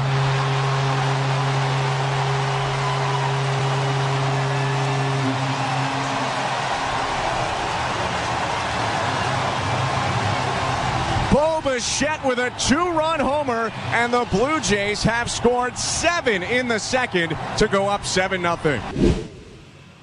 Well, Bo Bichette is obviously seeing the ball better now than he has for the first 6 weeks of this season. He's fighting off tough pitches. And when you're as good as Bo Bichette, you fight off the tough pitches. You make the pitcher make a mistake, and he did right there. He hit that slider that was right over the heart of the plate, 417 feet to center field, and that's the Bo Bichette that we've seen over the last 4 years.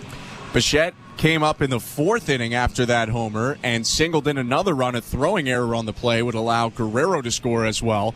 Vladdy went 1st to 3rd on the single, forcing the throwing error from center field. Blue Jays went up 9-0 at that point. 2 runs came for the White Sox in the 8th inning. A Tommy Pham homer, and Nicky Lopez scored on the Paul DeJong sacrifice fly. But it was comfortable really throughout for the Blue Jays, who win 9-2 and take some momentum into a 4-game set in Detroit, as Toronto's about to hop on a plane and head south of the border in just a couple of minutes. A 9-2 win for the Blue Jays brings their record to 22-26. The loss for the White Sox makes it 15-35 for Major League Baseball's worst record right now. The Blue Jays end up scoring 9 on 10 hits, 2 errors. They leave 10 on but go 5 for 12 with runners in scoring position. The White Sox had 2 runs on 6 hits, 1 error, left 7 on. Chris Bassitt with the win to go to 4-6. Nick Nastrini with the loss. He's 0-3. No save in a game that took 2 hours and 43 minutes on a beautiful evening in downtown Toronto in front of about 29,000 fans. The Blue Jays win the game. They win the series, and now they look to start off another series on the right track. Kevin Gausman versus Jack Flaherty tomorrow at 6:40 at Comerica Park in Detroit, the first of 4 for the Blue Jays and Tigers. We hope to see you there, and we appreciate you tuning in tonight. For our technical directors, Stephen Coyle and Austin Mackey, our host and producer, Show Ali, and my partner, Chris LaRue, I'm Ben Schulman. I hope you have a great night. We really hope to see you tomorrow, and we hope you get your calls in right now, because Blue Jays Talk with Blair and Barker starts right now.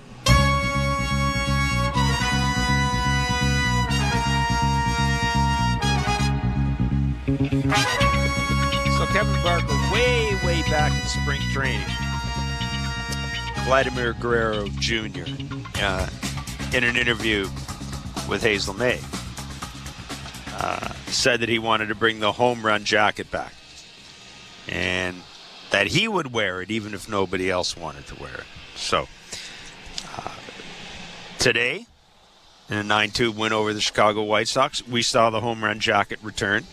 And no, not as some of you said on social media, it wasn't because it was the first home run of the year that the Jays had brought the home run jacket out tonight. Good one. So, well, several folks on social media weighed in and, said, well, they had it there all along. They just didn't hit any home runs to bring it out. Anyhow, 7 runs with 2 outs. Bo Bichette, the first home run out of the cleanup spot for the Jays this year. And, Kevin, we've talked about, let's just establish that the Chicago White Sox are not a very good team, and they were running out a pitcher today of uncertain quality, shall we say. All that aside, though, 7 runs with 2 outs, lots of good approaches. We finally got to see the Blue Jays pile on runs, biggest inning of the year. And they've won a series for the first time since April 19th and 21st against the San Diego Padres. Yeah, the Blue Jays organization all year have been saying the first 4 guys in the order need to carry this team and take them where they're ultimately going to go. Today they had 8 RBIs.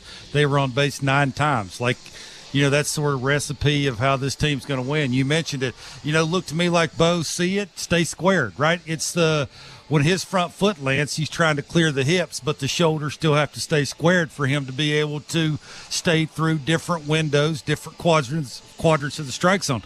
The 2 breaking balls that he hit up the middle were balls away, right? If you don't stay through that, if you pull off like he'd been most of the year against the secondary stuff, especially the ones that are spinning down in the way, you're either going to miss that, you're going to roll over, you get a little lazy pop up to right. Today he looked like he was seeing it, not over swinging with it, no matter what the count was, stay in the big part of the field, try to drive through it, and maybe it'll get it in the air and good things will happen. That's sort of recipe, right? You get really good starting pitching. Your first 4 guys you order sort of carrying your lineup. Davis Schneider there had a big 2-out hit in the second inning when they were scoring all those runs after the IKF sort of got big and frisky, with the bases loaded on the 0-0 slider. Every once in a while you got to get big. He got big there, and it looked like they weren't going to score any runs, and Davis Schneider gets ahead in the count, takes the fastball down the middle, gets one middle away, and, with his bat speed, Jeff, he's going to get the head out on some 96 away, and that was a big hit. And sort of, when you get the first couple of runs, sort of, everybody can exhale, go up to the plate and be themselves, and they did that in the second inning. And, hopefully with this, hopefully with the jacket, hopefully with the Chris Bassitt pants pulled up, which you could tell, boy, he hated that. He was not a fan Dan of that. Talked about that a lot. Every pitch, and it was just the right leg. I started keeping score how many times he went down. I'm like, dude, if it's not comfortable, change it. And like Buck and Dan said, I'm willing to bet that he's sitting there thinking about it in the second inning, but then they put up a 7th spot, and he goes, "There's no way I'm screwing with this, based on the way this season's gone." So, I mean, I'll put up with the with the discomfort in order to get this done. All kidding aside, though, Chris Bassitt, again, the White Sox. Not the best lineup, but Chris Bassitt took care of business today. Now they go on to a 4-game series against Detroit. They got 3 more against Chicago and Pittsburgh. I mean, they got to go on a run. And 2 of 3 doesn't necessarily constitute a run. It may not even signify the beginning of a run. But to me, it's a bit of a step forward, this series, only in that they were able to put together. They had two big offensive games. Yeah, Turner I think for this team, that's a step forward. Yeah, Justin Turner had a lot of fight in him today. You're right. It looks like timing's getting a little bit better. It looks like he's starting to catch balls a little bit more out front. Bo, obviously, we talked about that. Vladdy looks like he gets a pitch that he should be hitting. He's hitting it. Davis Schneider, it's meat crush baseballs. Like it's, you like the first 4 guys in the order. Maybe some guys at the bottom of the order start getting on a little bit more. You get Danny Jansen in there. You add him to the mix. It's not splitting series anymore. It's winning the series. Yep. And they're going to have to win 3 out of 4 against Detroit on the road. So, hopefully this is a step in the right direction. They gain some confidence and maybe have a little something to look forward to with that jacket, Jeff. I mean, the right guy wore it for the first time this year in old Bo Bassitt. And he just loved it. He loved it. You could tell. You could tell how much he loved it. If it hadn't been the best pitcher on the team that was holding it, he might have said, "Nah, I'm good. Let somebody else wear it." I was just surprised he wore it all the way to the end of the red carpet. 416-870-0590, star 590, 1-888-666-0590. 9-2, the Toronto Blue Jays have taken care of the Chicago White Sox. They head off to Detroit tonight for a 4-game series against the Tigers. The good news is they will not see Tarek Skubal. Yep. And given the way things set up right now Jack Flaherty's no slouch this year either, but given the way things set up right now, they probably won't see Paul Skeens either. Yeah, Jeff, I want to bring this up. Whenever Nick Nastrini came out of the game and was sitting on the bench, and Pedro Gaffal went over and sort of put his hands on both of his shoulders and had a conversation with him. That's big league stuff, Jeff. Like, I wanted to mention that. Dude was getting his face kicked in, not having a couple of good games, his first couple of games as a big leaguer, and to have your manager walk over and basically say, "Hey, kid, there's been some really good pitchers get their face kicked in.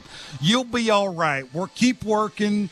Keep trying to locate. We're going to stick with you and do this kind of things." I'm assuming that's what he said. I just wanted to mention that, right? That's big league stuff. It's very hard, I'm assuming, for a manager to sort of be on the team that he's on, Pedro, and still be a teacher, understand that baseball's really hard. These dudes are trying, and he was getting his face kicked in. I just wanted to bring that up. That's pretty big, man. I'm glad you did, too, and Buck pointed that out as well. I think during the telecast he said there's something very important going on here. And absolutely, it's. I mean, that's part of the game, and you do like seeing it. Especially given where the White Sox are right now. And you could tell that we saw some shots of Nastrini. I think a lot of people have been there. A lot of people who play the game have been there at one time or another. Yeah. And they know what he was going through. 416-870-0590, star 590, 1-888-666-0590. Russ in New Jersey, get us started. Good evening, guys. I think if the Blue Jays would have never taken their bat off the shoulders, they would have still won that game. I think that guy threw 46 pitches that the Blue Jays didn't swing at, and 40 of them were balls. So that kid was just... he had no clue, and that's what really hurt me in the second inning. Colin Fluffer swings at the first pitch. Come on. I'm not the big guy. You swing at the first one, but the guy is struggling. And then Schneider, he's a second-year player. Comes up, he works the count, 3-0, takes a strike, and then gets the base hit. So, that guy, he had no clue where the strike zone is. I like that you said that 2 out of 3 wasn't a run. Last year you swept the White Sox both series. We're 6-0. But I want to say one thing that really bothers me when I listen. There's people calling up about the hitting coach. And I heard a guy call up last week. He might have been on your call line there. Oh, since Mattingly came, Bassitt and Guerrero. No one knows who hitting coaches are. The L.A. Dodgers, I can ask you, you two guys are great baseball fans. Do you have any clue who the L.A. Dodgers hitting coaches? They've scored the most runs in baseball. You never see at the end of the season, hey, is that hitting coach a free agent? Let's give him a $4-year, $80 million deal. You know, I always say when I was a kid, Charlie Law was the guy that everyone talked about. He was the genius of hitting. And he probably was a great hitting coach. And they say George Brett, he was on KC, and Lou Piniella and those guys all learned from Charlie Law. But at the end of the day, Freddie Potok never hit 300, and your buddy Buck Martinez never was Johnny Bench, because there's only a certain amount of things a hitting coach can do, and when you don't got the talent, he can't create magic. So all these guys that want, they can't name one hitting coach in the league, but they can tell me that the Blue Jays hitting coaches are terrible. The talent is really not Russ, there. Here's the thing. Here's the thing. You're right about the talent not being there, but I got to say this. The front office spent all winter telling us that the hitting coaches were going to make a difference. I mean, that was their big ad. Their big ad was that they were going to streamline information flow. They were going to do a better job of communicating with the hitters. You heard Don Mattingly mentioned more often than John Schneider all off season. So I'm going to say that in defense of people who've been calling that up. And the Blue Jays essentially promised us, whether or not we believed it, and I think most of us didn't, because most of us are the same opinion you are. You are when it comes to the hitting coach. But that was what the Blue Jays tried to sell people. I mean, they tried to sell people Isaiah Kiner-Falefa, Justin Turner, and a new approach. So I can understand why fans would be reacting that way. I really can, because that's what they were told. They were told that was going to make a difference.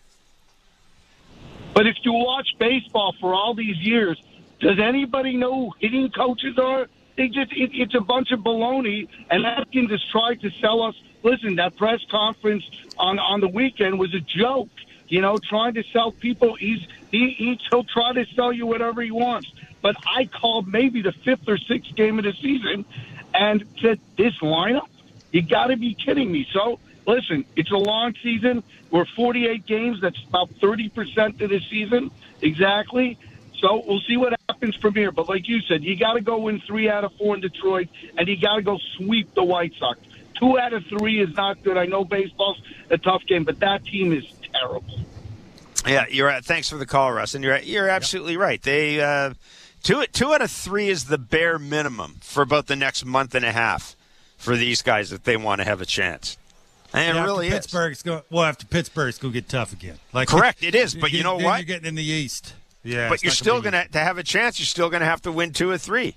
You're going to have to win series against the East. I'm not saying I think it can happen, but you're going to have to do that. Otherwise, you're going to be, whatever. You're going to be a game over 500. You'll be 4 games over 500 in the blink of an eye. Otherwise, so I hope. Well, we need to see a ton of that jacket, Jeff. A ton of that jacket.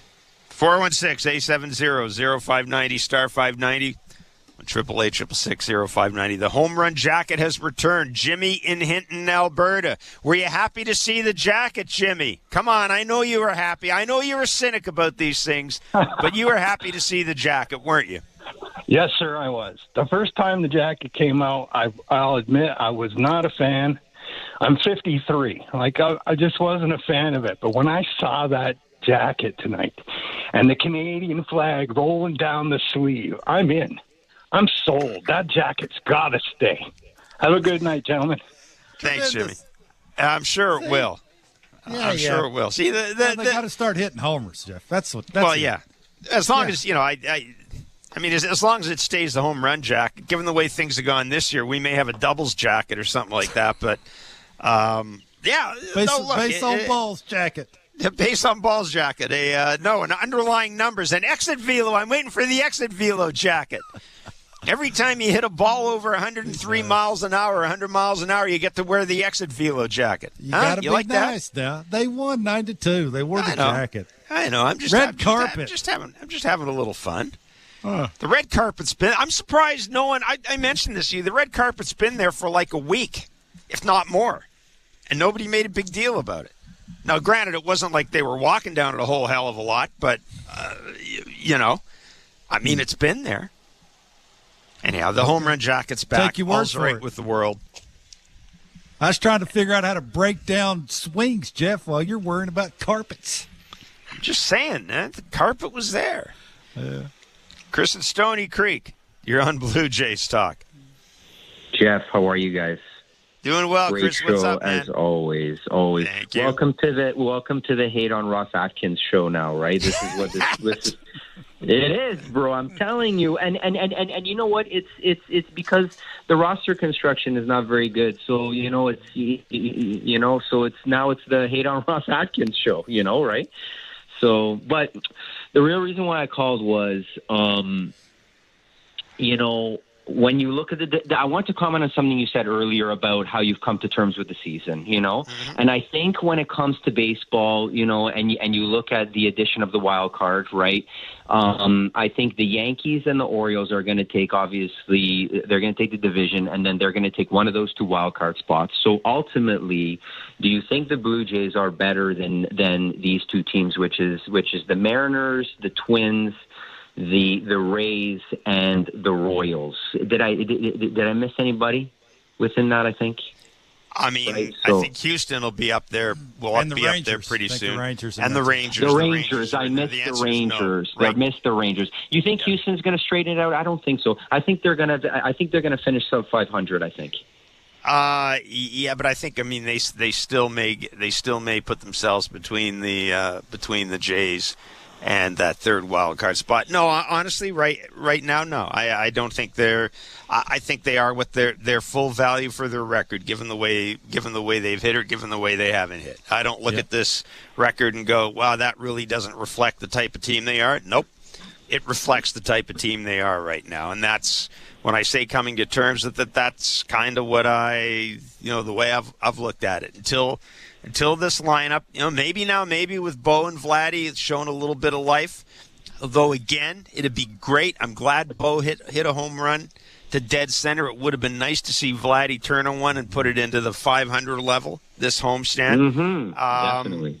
I feel a little better about that, but I mean, I can't sit here and tell you that I think this team right now is anything better than the fifth place team in the American League East and not a playoff team.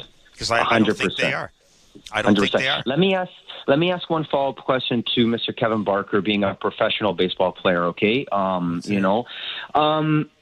When it comes to Vladdy, I'm not making excuses for him at all. I'm just asking on a professional baseball level, like, how does having a big protected bat following Vladdy help him when he's at the plate, or is that just a thing that's sort of like an excuse, Yeah, thanks for the call, Chris.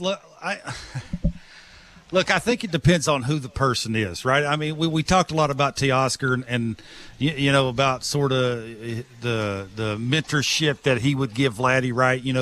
Sort of they have the same swing. They're in the batting cage together. They're always together. It's like you watch me hit, I'll watch you hit. If you see something you don't like, you tell me. They sort of were feeding off of each other's bad at bats to make the at bats better, and he would be the first one to tell Vladdy, "Hey, stop doing that. Look for this pitch. What are you looking for here?" Like it was just a sort of back and forth approach between two buddies trying to be the best hitters they could possibly be. Look, I've been the first guy, and I'll continue to say this until for me, Vladdy buys into changing something he's doing with his lower half to just sort of catching balls out front on the way up. And what I mean by that is to be able to get to the bigger finish more often. You will start to see, if he was to do that, in my mind, you would start to see him pulling more balls, at least to left center, staying in the big part of the field. When's the last time you saw Vladdy hit a home run to right center? It's been forever. I mean, I can't remember that. I have to go back, Jeff, and look at that. I'm sure he's done it, not too far along, but it's just sort of the approach that he has and sort of, how they're pitching him. To Chris's point, I'm just not sure right now. Any guy behind him would help. It would have to be that one specific guy that could help him. 416-870-0590, star 590, 1-888-866-0590. It is Blue Jays Talk with Blair and Barker. It is a winning edition. The Blue Jays have beaten the Chicago White Sox 9-2. They've taken the 3-game series, their first series win since April 19th and 21st against the San Diego Padres. We will step away and come back and hear from the skipper, John Schneider. It's Blue Jays Talk on the Sportsnet Radio Network.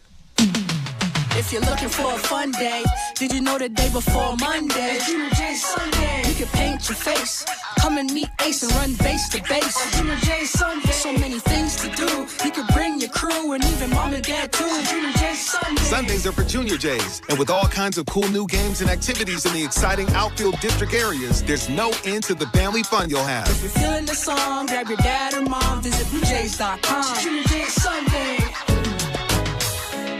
Bring excitement to your landscape with Proven Winners Color Choice Shrubs. These flowering shrubs and evergreens have been trialed and tested by experts to make sure they look better and bloom better, so they're just as easy to care for as what's in your landscape now, but a whole lot more colorful and interesting. Look for Proven Winners Color Choice Shrubs in the distinctive white container at your local garden center, or learn more at provenwinnerscolorchoice.com. We're 2 men in a truck, the movers who care. You never know when cardiac arrest can happen. That's why each and every one of our trucks carries a life-saving Mikey defibrillator as part of our Mikey on Board program. Whether we're on the highway or in front of your house, we're prepared to help anyone whose heart may skip a beat. The Mikey Network has saved many lives, making Mikeys accessible to the public. And now they're on board our trucks. We're 2 men in a truck. 2 men.